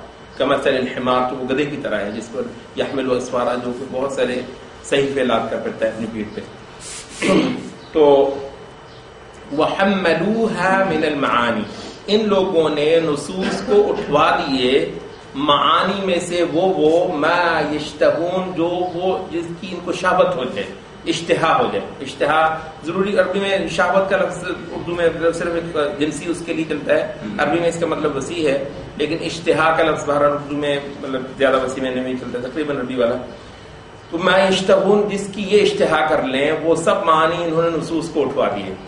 وقد تقدم قول بشر المریسی، یہ جو معتزلی تھا اس کا قول پہلے گزر چکا ہے. کہتا ہے لیس شیء انقص لقولنا من القرآن، کہ ہماری بات کا نقص کھولنے والا جو ہے نا قرآن سے بڑھ کر کوئی چیز نہیں ہے. فاقروا به في الظاهر ثم صرفوه بالتأويل، ظاہر میں اس کا اقرار ہی کر لیا کرو، پھر تعویل کے اندر اس کو پھیر دیا کرو. قال ابن ابی العز الحنفی، یہ جو ہمارے عقیدہ طحاویہ کے جو اشارے ہیں ان کا قول کہتے ہیں وبهذا تسلط المحرفون على النصوص، اس ذریعے سے تحریف کرنے والوں نے تسلط پا لیا نصوص پر. یعنی تحریف ایک ایسا وہ تھا کہ اس کے ذریعے سے مبتدعہ بھی چیمپئن ہو گئے، نصوص کے پر تسلط پا لیا انہوں نے. وقالوا نحن نتأول ما يخالف قولنا، تو انہوں نے کہا کہ ہم تعویل کریں گے اس چیز کی جو ہمارے قول کے مخالف پڑے. فسموا التحریف، اور تو اس کو انہوں نے فسموا التحریف تأویلا، تو انہوں نے تحریف کو تعویل کر دیا، کا تعویل کا نام دے دیا. تزیینا وزخرفتا، تزیین کرتے ہوئے یعنی اس کو مزین کرنے کے لیے، کیونکہ تعویل کا لفظ اہل سنت کے ہاں بھی ایک خاص معنی میں قبول ہوتا ہے. تعویل کا لفظ تفسیر کو پرانے زمانے میں بلکہ تعویل ہی کہتے تھے، تعویل تفسیر کو پرانے زمانے میں تعویل ہی کہتے تھے. تو انہوں نے اس وجہ سے مطلب تعویل کر دیا تزییناً، اس کو مزین کرنے کے لیے، وہ زخرفہ اور اس کا جو ہے بناؤ سنگار کرنے کے لیے، لیقبل، تاکہ قبول ہو جائے، چل جائے. مقدم اللہ الذین زخرفوا الباطل، اللہ تعالیٰ نے پہلے ہی مذمت کر دی ان لوگوں کی جو باطل کو بڑا ہی دلکش بنا دیں گے، بہت ہی خوبصورت انداز میں اس کی پریزنٹیشن کریں گے. قال اللہ تعالی وَكَذَلِكَ جَعَلْنَا لِكُلِّ نَبِيٍّ عَدُوًّا شَيَاطِينَ الْإِنسِ وَالْجِنِّ یوحی بعضهم الی بعض، یہ ایک دوسرے کو وحی کرتے ہیں. زخرف القول، بات ایسا، یعنی آپ نے کبھی دیکھا ہے مطلب ایک شعر ہوتا ہے کفر کا کی مطلب غلاظت سے بھرا ہوتا ہے، لیکن مطلب اس شعر میں ایسا کوئی مطلب ہے وہ جو ہے نا کہ فنی محاسن ہوتے ہیں کہ اللہ جانتے ہیں کہ بار بار پڑھنے کو نا ویسے ہی چاہ رہا ہوتا ہے اس کو. یعنی اس میں وہ ہے، یعنی خاص شیطان کی وحی ہوتی ہے، خاص شیطان کی وحی ہوتی ہے. یہ بعض ترقی پسندوں کے، بعض ملحدوں کے، پرانے زمانے میں آپ دیکھتے ہیں بعض صوفیاء کے یعنی شعر جو ہے حقیقت ہے، جو خاص طور پر نا جو یہ اتحاد پر ہیں، پر ایسے ایسے عظیم شعر ہیں. اس کی موسیقیت، یعنی شعر کی موسیقیت ہوتی ہے، مطلب ہے وہ آدمی کو بالکل جسے کہتے ہیں نا مطلب ہے کہ بندہ چمک اٹھتا ہے نا وہ اس موسیقیت پر، اس کی جو ردمز ہوتی ہیں ان پر، یعنی کمال کمال کی چیزیں ہوتی ہیں. دراصل اللہ تعالیٰ کہتا ہے کہ یہ شیاطین وہی کرتے ہیں ایک دوسرے کو.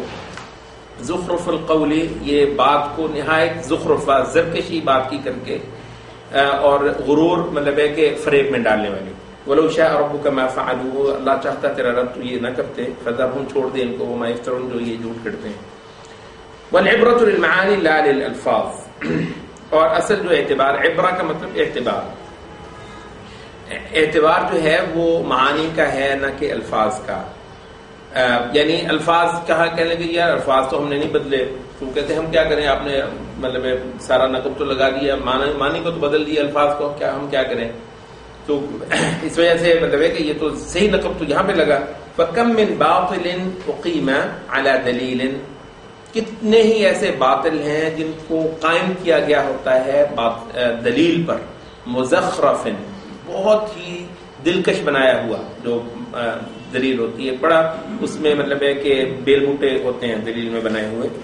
عورض به، عورض یہ باب جو ہے مفاعلہ کا مجہول ہے، تو جیسے کہتے ہیں نا فوعل قوتل ولئن قوتلوا لا ينصرون، اگر ان سے قتال کیا جائے تو یہ منافق ان کی مدد کو نہیں پہنچیں گے. تو عورض معارضت یہ ہے، معارضت کا مطلب ہوتا ہے کانٹراڈکٹ کرنا. عورض جس کے ساتھ کانٹراڈکشن کی گئی ہوتی ہے، دلیل الحق کی، دلیل حق کی کانٹراڈکشن کی ہوتی ہے، کمال انداز میں اس کی بیل بوٹے اور اس کی زرکشی جو ہے وہ کی گئی ہوتی ہے باطل دلیل کی. ومن امثلۃ التحریف، تحریف کی مثالوں میں سے تأویل المبتدعہ لآیات الصفات، آیات صفات کی تعویل کرنا مبتدعہ کا، او تأویل الشفاعہ، شفاعت کی تعویل کرنا، والصراط، یہ جو کل صراط جس کو ہم کہتے ہیں، والمیزان، عذاب القبر. عذاب قبر پہ آپ کو پتا ہے ابھی تک وہ لگے ہوئے چھوٹے چھوٹے فرقے بننے، ایک مرتا ہے دوسرا کھڑا ہو جاتا ہے نکل آتا ہے عذاب قبر کے انکار میں، وغیرہ وغیرہ. وہ اسرف بعض القرامطہ، مطلب ہے کہ اسرف کا مطلب ہے حد سے نکل جانا. والباطنیہ، بعض قرامطہ اور باطنیہ جو ہیں وہ حد سے نکل گئے ہیں.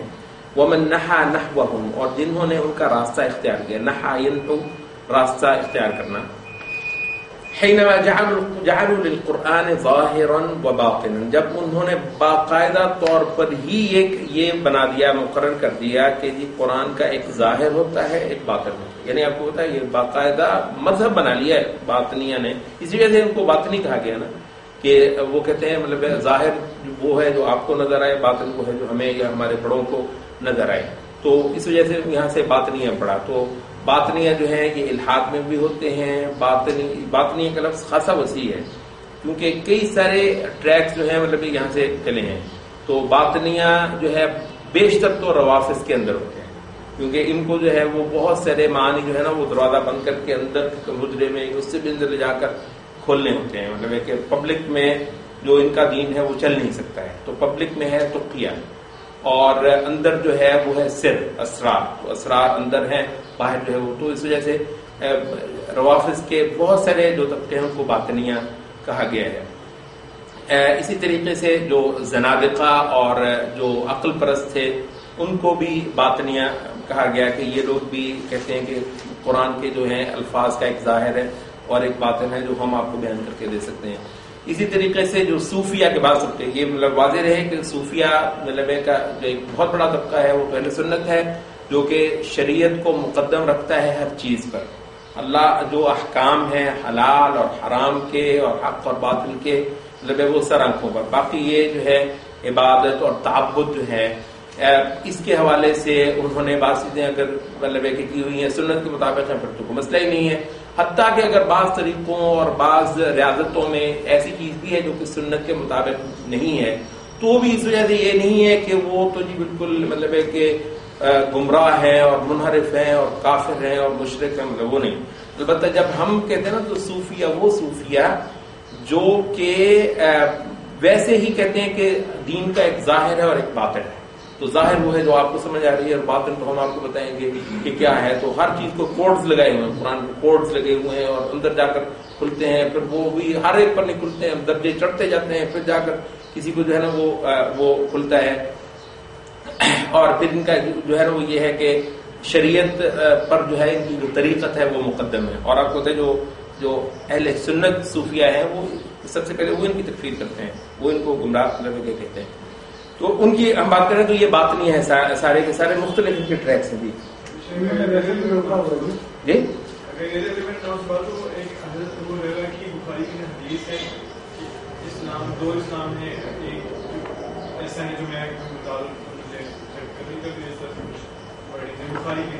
جی ہاں، اس پہ یہ علماء نے بہت کھول کر جواب دیا ہے. تو انہوں نے کہا ہے کہ یعنی حضرت ابو ہریرہ ہی کے مطلب کہ جو بیانات ہیں انہی کو جمع کر کے کہ انہوں نے وہ کس چیز سے ڈرتے تھے کہ جی میری گردن کاٹ دی جائے گی. وہ ہے کہ جب وہ سال کون سا حضرت ابو ہریرہ بتایا کرتے تھے کہ وہ مرخل غالباً سال 60 یا 62 جو ہے نا، وہ جب سن 62 ہجری جو ہے وہ آ جائے گا تو اس وقت جو ہے نا وہ امارت الغلمان جو ہے وہ ہو جائے گی، اور وہ ہے کہ جب مطلب ہے کہ امت کی بربادی ہے، یہی مطلب ہے کہ یہ جو یزید وغیرہ اور یہ سارا کچھ تو ان سے ڈرتے. تو حضرت ابو ہریرہ ہی کے جو بیانات ہیں ان کو جمع کر کے انہوں نے کہا کہ اس سے مراد یہ ہے کہ وہ باتیں جو اگر میں بیان کر دوں تو مطلب ہے کہ یہ لوگ مجھے چھوڑے نہ کہ وہ چیزیں جو کہ مطلب ہے وہ تو دین تو مطلب ہے کہ کہیں چھپا ہوا ہے ہی نہیں، رکھا ہی نہیں کہ حضرت ابو ہریرہ جو ہیں وہ کوئی دین کو جو ہے چھپا لیں. لوگ تو مطلب حضرت ابو ہریرہ پہ یہ الزام لگاتے ہیں کہ انہوں نے ضرورت سے زیادہ بیان کر دی ہے. توحید کے بارے میں بھی کہتے ہیں یہ خاص کی توحید ہے. جی جی ہاں، تو وہ یہی ہے نا کہ جی یہ جو ہے نا کہ جی اللہ تعالیٰ کے علاوہ کوئی عبادت کے لائق نہیں، عوام کی توحید ہے. اور انبیاء ظاہر ہے کہ عوام کی توحید بیان کرتی جائے گی. بعض صوفیہ نے بھی تو توحید کی جو ہے اس میں بیان کر دی ہے کہ یہ خاص کے لیے ہے، یہ عام کے لیے ہے، یہ خاص و خاص کے لیے ہے، تو اس کی ایگزسٹنس ہے. ایسے تو پھر یہ تو بلین تو ہم کو بھی کر رہے ہیں، یعنی کہ جو چیز آپ کو سمجھ آ سکتی ہے وہ مجھے نہیں آ سکتی. جو آپ کی توحید ہے کچھ اور ہے، میری توحید کچھ اور ہے، وہ تو ڈفرینس ہوگی. بس صحیح ہے، لیکن جو چیز ہوتی ہے جب آپ کسی کو کنڈیم کرتے ہیں تو اس کی بات کا جو کانٹینٹ ہوتا ہے اس کی بنیاد پر آپ کرتے ہیں. کیا ہم اسی سینس میں لے سکتے ہیں وہ جیسے حضور صلی اللہ علیہ وسلم نے فرمایا کہ جس رب کو میں مانتا ہوں اس کو تم نہیں مانتے، کیونکہ تم جس رب کو مانتے ہو وہ رب نہیں ہے جس کو میں مانتا ہوں. یعنی کہ حضور کا ماننے کا جو طریقہ کار ہے وہ ہمارا نہیں، مطلب اصل میں یہ اس پہ بالکل نہیں آتا ہے، کیونکہ وہ جس کو وہ مانتے ہیں وہ زمین پر ہے. نبی صلی اللہ علیہ وسلم جس کو مانتے ہیں وہ عرش کا مالک ہے. تو یہ تو وہ بات نہیں کرتے ہیں، وہ کو اور چیز کہتے ہیں. لیکن میرا یہ خیال ہے کہ ہم ایک اور طرف چلے جائیں گے کہ وہ موضوع نہیں ہے. جو موٹی بات ہے وہ یہ ہے کہ وہ لوگ جو کہ قرآن مجید کے کلمات کو اس کے ظاہر سے پھیر کر اس کے کہتے ہیں کہ اس کا باطن کچھ اور ہے، تو ان لوگوں کے بارے میں بات کر رہے ہیں کہ یہ تحریف کرنے والے لوگ ہیں. اور یہ کتنا بڑا ہے کہ اس میں سے جو ہے نا کرامتہ اور باطنیہ نے بہت زیادہ تباہی کی ہے. فجعلوا الظاہر قرآن العامہ، کہ جو پہلے انہوں نے یہ تقسیم کر دی موٹی موٹی کہ جی ایک قرآن کا ایک ظاہر ہے اور ایک باطن ہے. پھر اس کے بعد کہا کہ ظاہر جو ہے یہ عام لوگوں کا قرآن ہے، والباطن قرآن الخاصہ، باطن جو ہے وہ خواص کا قرآن ہے. قال ابن تیمیہ التأویل المذموم الباطل، جو تعویل جو مذموم ہے باطل ہے وہ ہے تأویل اہل التحریف والبدع، اہل تحریف اور اہل بدع کی جو تحریف ہے. الذین یتأولونہ علی غیر تأویلی، جو اس کی تعویل کرتے ہیں ان معانی پر جو کہ ان کی تعویل در حقیقت نہیں ہے. ویدعون صرف اللفظ عن مدلولہ الی غیر مدلولہ، اور یہ دعویٰ کرتے ہیں لفظ کے اس کو پھیرنے کا اس کے مدلول سے اس چیز کی طرف جو کہ اس کا مدلول نہیں ہے، بغیر دلیل یوجب ذلک، بغیر ایک ایسی دلیل کے جو کہ اس کو واجب ٹھہرائے. اب یہاں پر مطلب ہے کہ تھوڑی سی وضاحت ہے، وہ ہم متشابہات کے حوالے سے ہم ابن قیم کا الگ سے بھی کچھ پڑھیں گے، کیونکہ وہ ایک نہایت اہم چیز ہے. اس کی کچھ مثالیں ہم اعلام الموقعین سے بھی لیں گے اگر ہم آج اس سبق پر پہنچ گئے، ورنہ پھر اگلی بار اس کی تھوڑی سی وضاحت مطلب ہے ہم وہاں پر کریں گے. وقال ايضا هذا التأويل في كثير من المواضع او اكثرها وعامتها من باب تحریف الکلم عن مواضع. یہ جو تعویل ہے اکثر جگہوں پر یا یہ ہے کہ اکثر اور عام جگہوں پر یہ اس باب سے ہے کہ تحریف الکلم عن مواضعہ، کہ کلمات کو ان کی جگہوں سے ہٹا دینا. اس کو ہم نے کئی بار کہا کہ قرآن مجید کے لفظ ہے یحرفون الکلم عن مواضعہ، کلمات کو یہ ہٹا دیتے ہیں ان کی جگہوں سے. تو ان کی جگہیں کیا ہیں؟ ان کی جگہیں جو ہیں وہ مطلب ہے کہ دونوں ہیں. ان کی جگہ لفظ کے حوالے سے ایک جگہ ہے اور ان کی جگہ معنی کے لحاظ سے ایک ہے. آپ چاہے اس طریقے سے ہٹا دیں، چاہے اس طریقے سے ہٹا دیں، چاہے دونوں طریقوں سے ہٹا دیں تو وہ ہو جاتی ہے. تو یہ ہے کہ من جنس تأویلات القرامطہ والباطنیہ، یہ اس جنس سے ہے جو کہ باطنی قرامطہ اور باطنیہ کی تعویلات ہیں. وہذا هو التأویل الذي اتفق سلف الامة وائمتها على ذمه، یہ ہے وہ تعویل جس کے بارے میں سلف امت کے سلف نے اتفاق کیا ہے اور اس کے ائمہ نے کہ اس کی مذمت ہوگی. على ذمه. وصاحوا بأهله من أقطار الأرض. اور صاح یصیح کا مطلب ہوتا ہے ویسے صاح کا مطلب ہوتا ہے صیحہ، یہ ہے نا اخذتهم الصیحہ چیخ یا ڈانٹ. تو صاحوا بأهله ان کو ڈانٹ ڈپٹ کی، مطلب ان کو برا بھلا کہا. من اقطار الارض پورے زمین میں سے، ہر طرف سے، یعنی ہر طرف سے اہل اسلام کی جانب سے ان لوگوں کو ڈانٹ پڑی. ورموا فی آثارهم بالشہب، اور آثار کا مطلب ہوتا ہے ان کے پیچھے، یا مطلب ہے کہ جب آدمی بھاگ رہا ہو. شہاب، یہ شہب شہاب الثاقب یہ کہتے ہیں کہ ان کو انگارے مارتی رہی، یعنی مطلب ہے کہ ہر طرف سے جتنے کہ ان کو روڑے پڑے امت کی طرف سے، جن لوگوں نے یہ کام کیا کہ ایک دین کا ظاہر بتایا اور ایک دین کا باطن بتایا. والامام ابن القیم کلام متین جدا، بہت ہی زبردست، متین کا مطلب زوردار کلام ہے. فی خطورت التأویل، تعویل کی خطرناکی میں کے معاملے میں. قال فی مقدمتہ، اس کے مقدمہ میں کہتے ہیں التأویل اصل خراب الدین والدنیا، کہ تعویل جو ہے یہ دین اور دنیا کی خرابی کی جڑ ہے. انما هو من التأویل الذي لم يرده اللہ ورسولہ بکلامہ، یہ اصل میں وہ تعویل ہے کہ جو کہ اللہ تعالیٰ نے کی مراد نہیں ہوتی. لم یرده اللہ، اللہ کی مراد نہیں ہوتی. ورسولہ، اس کے رسول کی مراد نہیں ہوتی. بکلامہ، اپنے کلام سے، یعنی اللہ کی کلام کی اور اس کے رسول کی مراد کچھ ہوتی ہے، یہ اس سے کچھ اور مراد لے رہے ہوتے ہیں.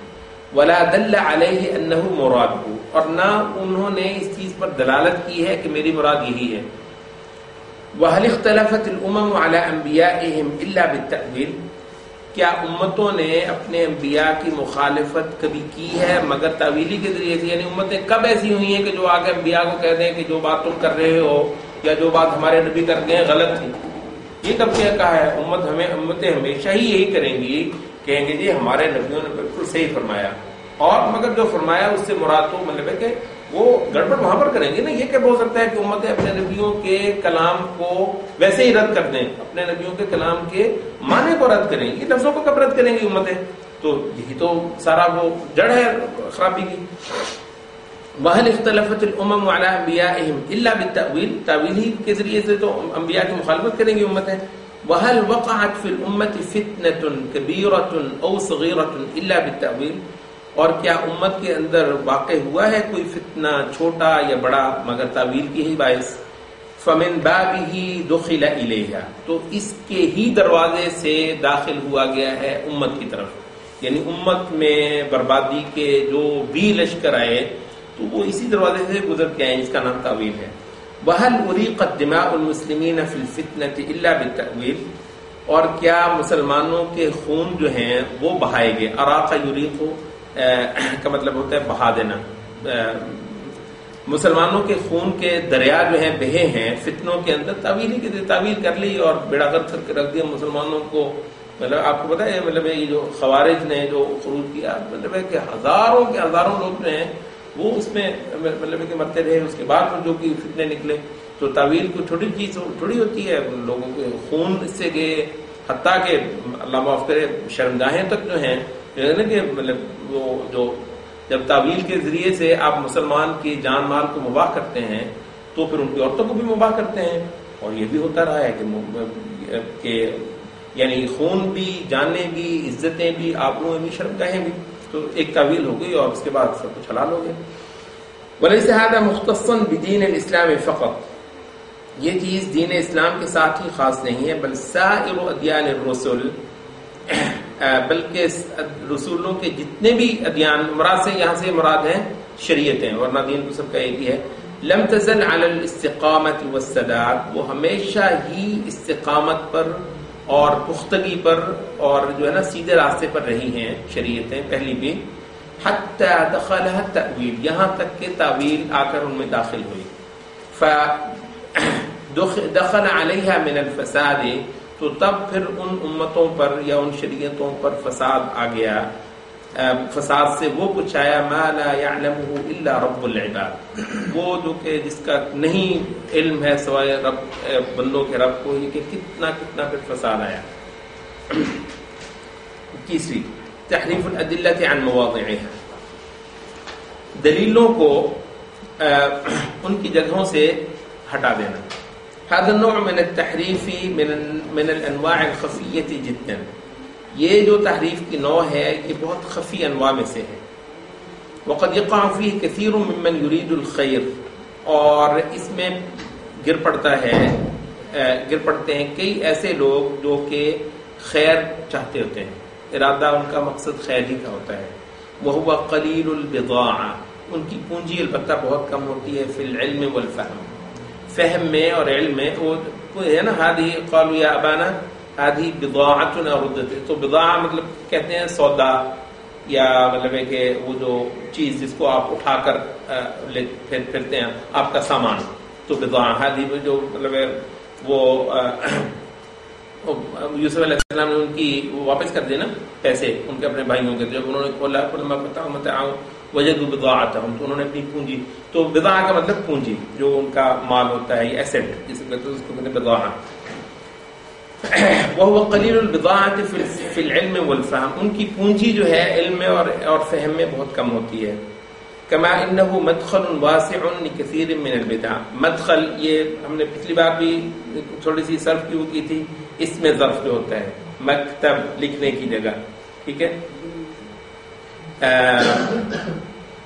مطعم طعام سے کھانے کی جگہ، مطبخ پکانے کی جگہ، کچن، ٹھیک ہے. تو اسے مدخل داخل ہونے کی جگہ، انٹرنس جسے آپ کہتے ہیں مدخل.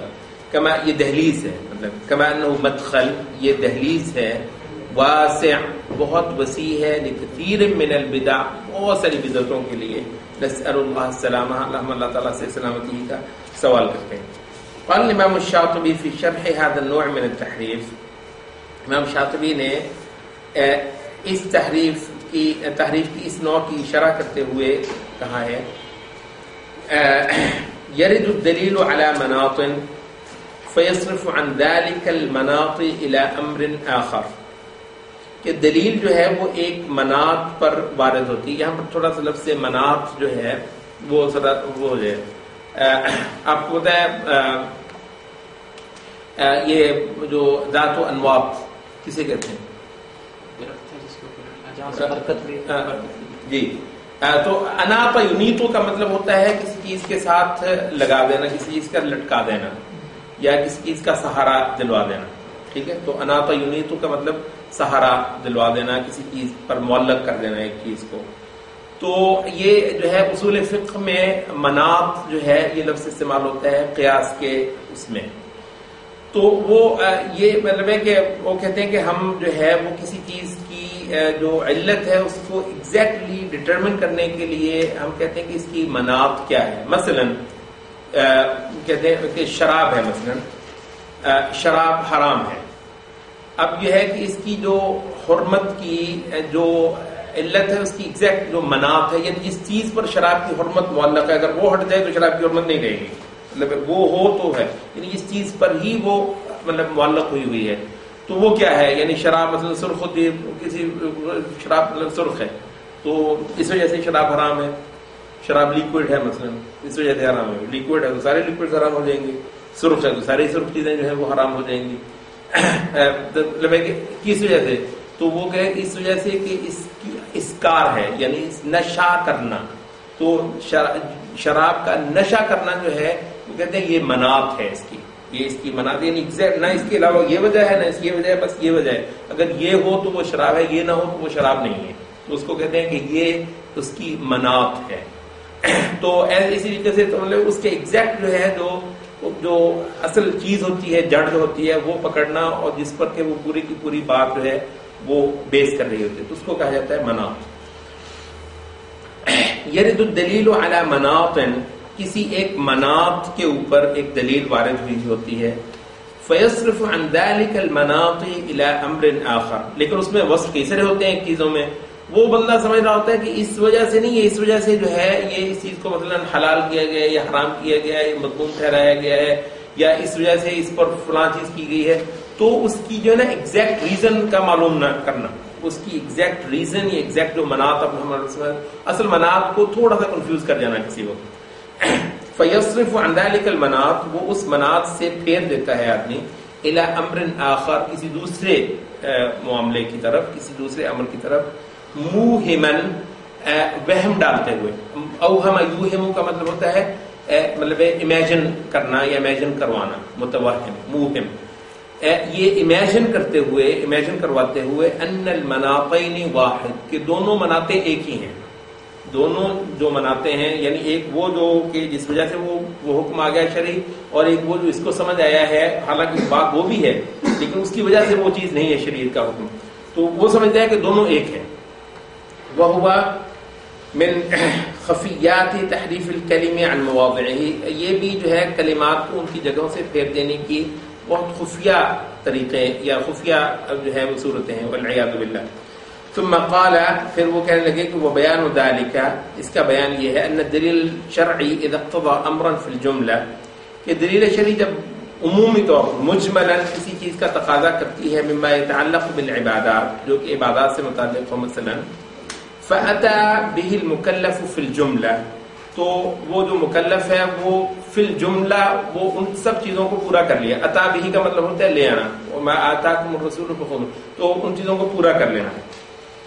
تو اچھا، تو یہ ہے کہ عبادات کا جو شریعت نے تقاضا کیا کسی عبادت کا، اس میں جو شریعت نے کہا تھا وہ اس نے پورا کر دیا. كذكر الله والدعاء والنوافل المستحبات وما اشبهها، اس طرح کے جو بھی ہیں.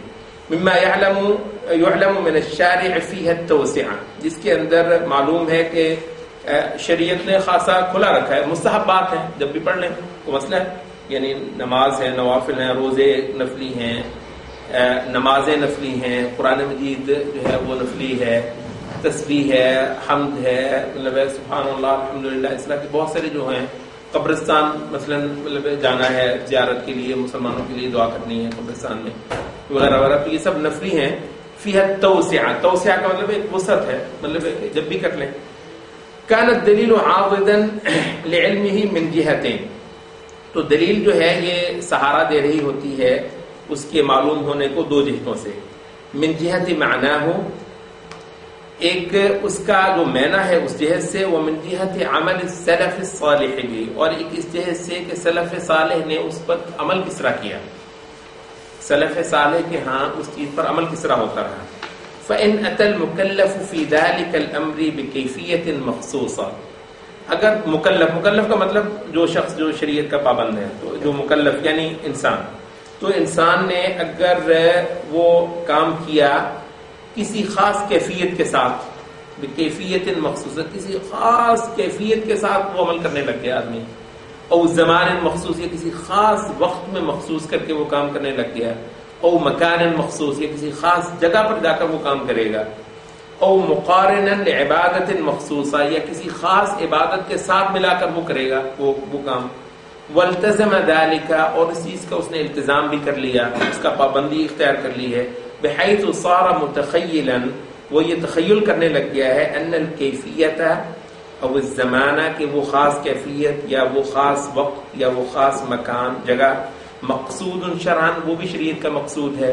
من غیر ان يدل الدلیل علیہ، بغیر اس کے کہ وہ دلیل اس پر دلالت کر رہی ہو. کان الدلیل بمعزل عن ذلك المعنى المستدل علیہ، تو وہ دلیل ہوتی ہے اس سے بالکل ہٹی ہوئی ہوتی ہے جو کہ اس کا اصل معنی ہوتا ہے جس پر وہ دلالت کر رہا ہوتا ہے.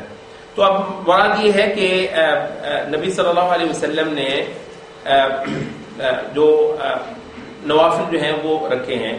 اچھا، اب یہ ہے کہ وہ آدمی کہے کہ وہ اس وقت کے ساتھ مخصوص ہے، وہ خود اپنے طرف سے مخصوص کر دے تو وہ بدعت ہو جائے گی. مطلب یا یہ ہے کہ نبی صلی اللہ علیہ وسلم نے ایک خاص جگہ پر ایک کام کیا تو کہ بس یہی، تو نبی صلی اللہ علیہ وسلم نے کام بھی کیا ایک جگہ پر بھی کیا ہے. اب وہ جگہ جو ہے وہ اس چیز کے ساتھ متعلق نہیں ہے. جیسے امام ابن تیمیہ کہتے ہیں نا کہ کوئی آدمی یہ کہے کہ نبی صلی اللہ علیہ وسلم نے جو احرام کیا ہے وہ آپ نے ذوالحلیفہ سے ہی کیا ہے، تو اس وجہ سے یہ ہے کہ ٹھیک ہے وہ آپ نے دوسرے مواقع رکھے تو ہیں، لیکن یہ ہے کہ سنت کے زیادہ قریب ہونے کے لیے میں ایسے کرتا ہوں. یہ یمن کی طرف رہتا ہے، یمن سے جو میقات پڑتی ہے یہ لملم ہے، ٹھیک ہے، کہتے ہیں یہ لملم میقات تو ہے نبی صلی اللہ علیہ وسلم کی، لیکن بالکل سے رسول اللہ صلی اللہ علیہ وسلم والا جو ہے وہ تو یہی ہے کہ میں ذوالحلیفہ سے ہی جا کے کروں. تو اب جو اس نے ذوالحلیفہ کی یہ خاصیت کر دی ہے یہ شریعت کا مقصود نہیں ہے. یعنی نبی صلی اللہ علیہ وسلم کا ذوالحلیفہ سے کرنا وہ اس بات سے ہے کہ آپ مدینہ کی طرف سے آ رہے ہیں, تو سنت کی بہترین اور 100% تطبیق یہ ہوگی کہ آپ یمن کی طرف سے آ رہے ہیں تو آپ یلملم سے ہی احرام باندھ لیں. سنت کی ایگزیکٹ یہ بالکل یہ نہیں کہ چلے کچھ زیادہ ثواب ہو جائے گا اگر میں وہاں پر جا کے کروں گا. اگر آپ عراق کی طرف سے آ رہے ہیں تو جو ذات عرق ہے, وہ جو جگہ ہے جو کہ نبی صلی اللہ علیہ وسلم نے وہ اس کا میقات وہ غالباً ذات عرق تو شاید حضرت عمر نے اس کو ٹھہرایا تھا. تو بہرحال جہاں پر بھی شریعت نے جو کی ہوئی ہیں تو آپ اگر اس طرف سے آ رہے ہیں تو وہی جو ہے وہ بہترین ہے. اسی چیز کو ہی بعض لوگوں نے پھیلاتے ہوئے یہ بھی کہا ہے کہ اب یہ ہے کہ مثلا نبی صلی اللہ علیہ وسلم نے اپنے علاقے کا کھانا کھایا. اب اس کو کہنا کہ مطلب آپ کو زیادہ ثواب ہو جائے گا اگر آپ اس طرح کے برتن میں کھائیں. یہ آپ دیکھیں کہ مطلب وہ پلیٹ مطلب اس طرح کی تھی اس زمانے میں. کوشش کریں کہ زیادہ تو مشکل ہے آگے بڑھئی کو کہنا اگر وہ لکڑی کی تھی یا کسی مطلب ہے کہ تانبے پیتل والے کو کہنا کہ یار اس طرح کا بنا دو مجھے.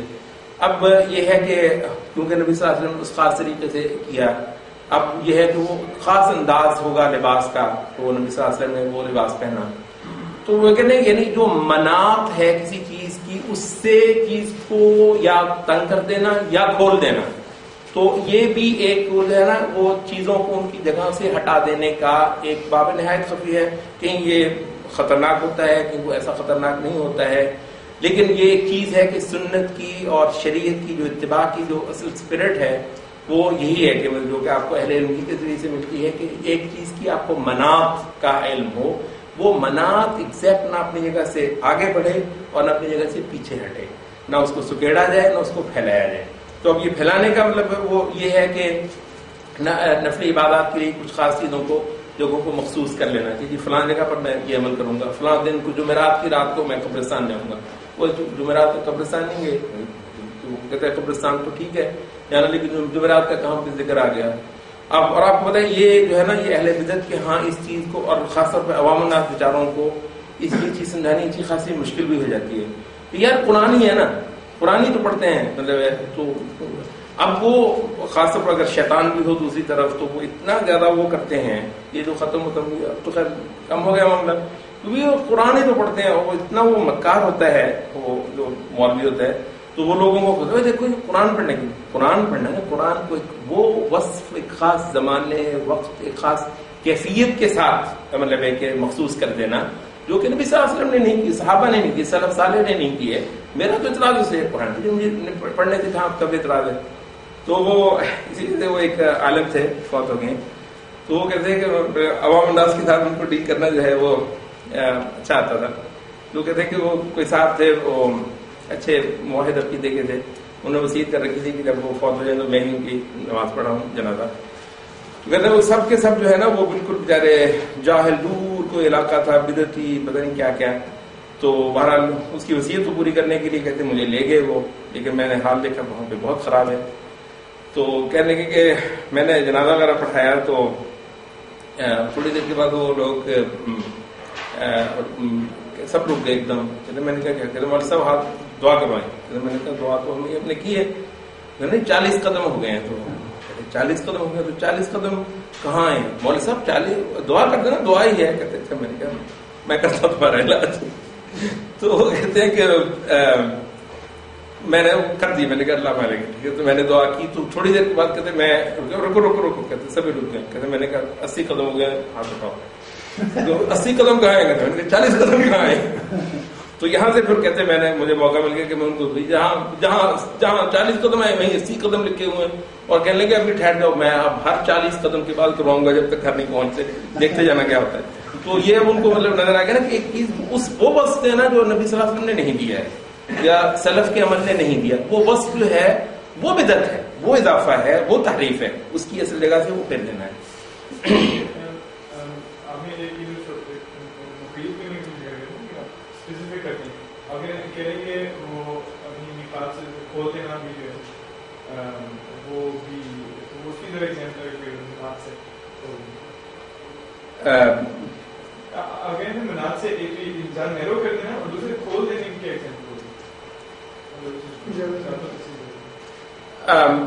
کھول دینے سے خیر اس وقت میرے اس میں ذہن میں نہیں کہ کھول دینے سے مجھے پردے کا حکم جو انہوں نے امہات المومنین کے ساتھ اسپیسیفائی کر دیا ہے نا، وہ کھل گیا نا، تو اب ساری بے پردہ پھرتی ہیں. ہاں چلیں یہ ایک مزاح سکتے سر یہ ہے اپنی باتوں سے یہ جدو صحیح بہت ہی تانگ آ گئی تھی. ہمارے ایم پی صاحب سے فیکٹری سے سرگراہ اس کا بھائی ہو گیا. اب سب جا رہے ہیں، مزدور جا رہے ہیں، یہ بھی امی سب دیر رات جا رہے ہیں، دعا نہیں دعا. آخر وہ بیچارہ چیخا، اس نے اپنے جی ایم کو کہا کہ یار ان کو بول میرے ساتھ ایک ٹائم پر کر لو، میں اکٹھی دعا کر لیتا ہوں، یہ میرے ساتھ بار بار میں ان کے ساتھ نہیں کر سکتا. ثم يذكر مثالا على ذلك فيقول، اس پر پھر وہ ایک مثال لیتے ہیں. فإذا ندب الشرع مثلا إلى ذكر الله، ندب یہ مندوب، آپ کو پتا ہے یہ شریعت کے جو آپ احکام خمسہ پڑھ رہے ہوں گے نا، مندوب یعنی مستحب کو کہتے ہیں کہ شریعت نے کسی چیز کو مندوب ٹھہرایا، مستحسن ٹھہرایا. مثلا الى ذکر اللہ، اللہ تعالیٰ کے ذکر کی طرف رغبت دلوائی. فالتزم قوم الاجتماع علیہ، تو کچھ لوگوں نے اس پر اکٹھا ہونا جو ہے اس کا التزام کر لیا. نبی صلی اللہ علیہ وسلم نے تو کہا تھا کہ ذکر کرو، انہوں نے کہا کہ اکٹھے ہونا ہے، اور آواز سے آواز ملا کر اور ایک ردم پیدا کر کے تو اللہ اکبر نہیں کرتے ہیں. اور ویسے وہ بہت سارے علماء وہ کرتے ہیں. آپ نے یہاں پر تو میرا خیال ہے شاید نہیں ہوگا، یہ جو عید کی جو تکبیرات ہوتی ہیں نا، تو وہ یہ سیریا میں چلتا ہے. آپ سیریا مصر میرے خیال بہت سارے ملکوں میں ہے، ہمیشہ سے ہے. وہ بیچاروں کو پریشانی ہو جاتی ہے جب ان کو آپ کہتے ہیں نا کہ آپ اپنی اپنی تکبیر پڑھیں. عیدگاہ میں پڑھتے ہیں آپ تو اللہ اکبر یہ جو تکبیریں ہیں، تو ان کے ہاں یہ چلتا ہی نہیں. وہ سب جو ہے نا ایک مل کر آواز ردم میں جو ہے نا اور ایک خاص ٹون میں پڑھتے ہیں سب کے سب. تو اس طرح کی کوئی چیز تو کہتے ہیں کہ فلتزم قوم، کچھ لوگوں نے اس چیز کا التزام کر لیا آپ کہ علی لسان واحد، کہ ایک زبان پر، یعنی وہی جسے کہتے ہیں نا اکٹھا مل کر، وہ بصوت اور ایک آواز کے ساتھ، مطلب اونچی کر کے، او فی وقت معلوم مخصوص، ہے کسی خاص معلوم مخصوص وقت میں، عن سائر الاوقات، باقی سب اوقات کی کو چھوڑ کر ایک خاص وقت جو ہے وہ مقرر کر کے. لم يكن في ندب الشارع ما يدل على هذا التخصيص ملتزم. تو شریعت کی جو ندب تھی نا، شریعت نے جو استحباب کروایا تھا، اس کے اندر کوئی ایسی چیز نہیں تھی جو دلالت کرے اس تخصیص پر جس کا کہ التزام کر لیا گیا ہے.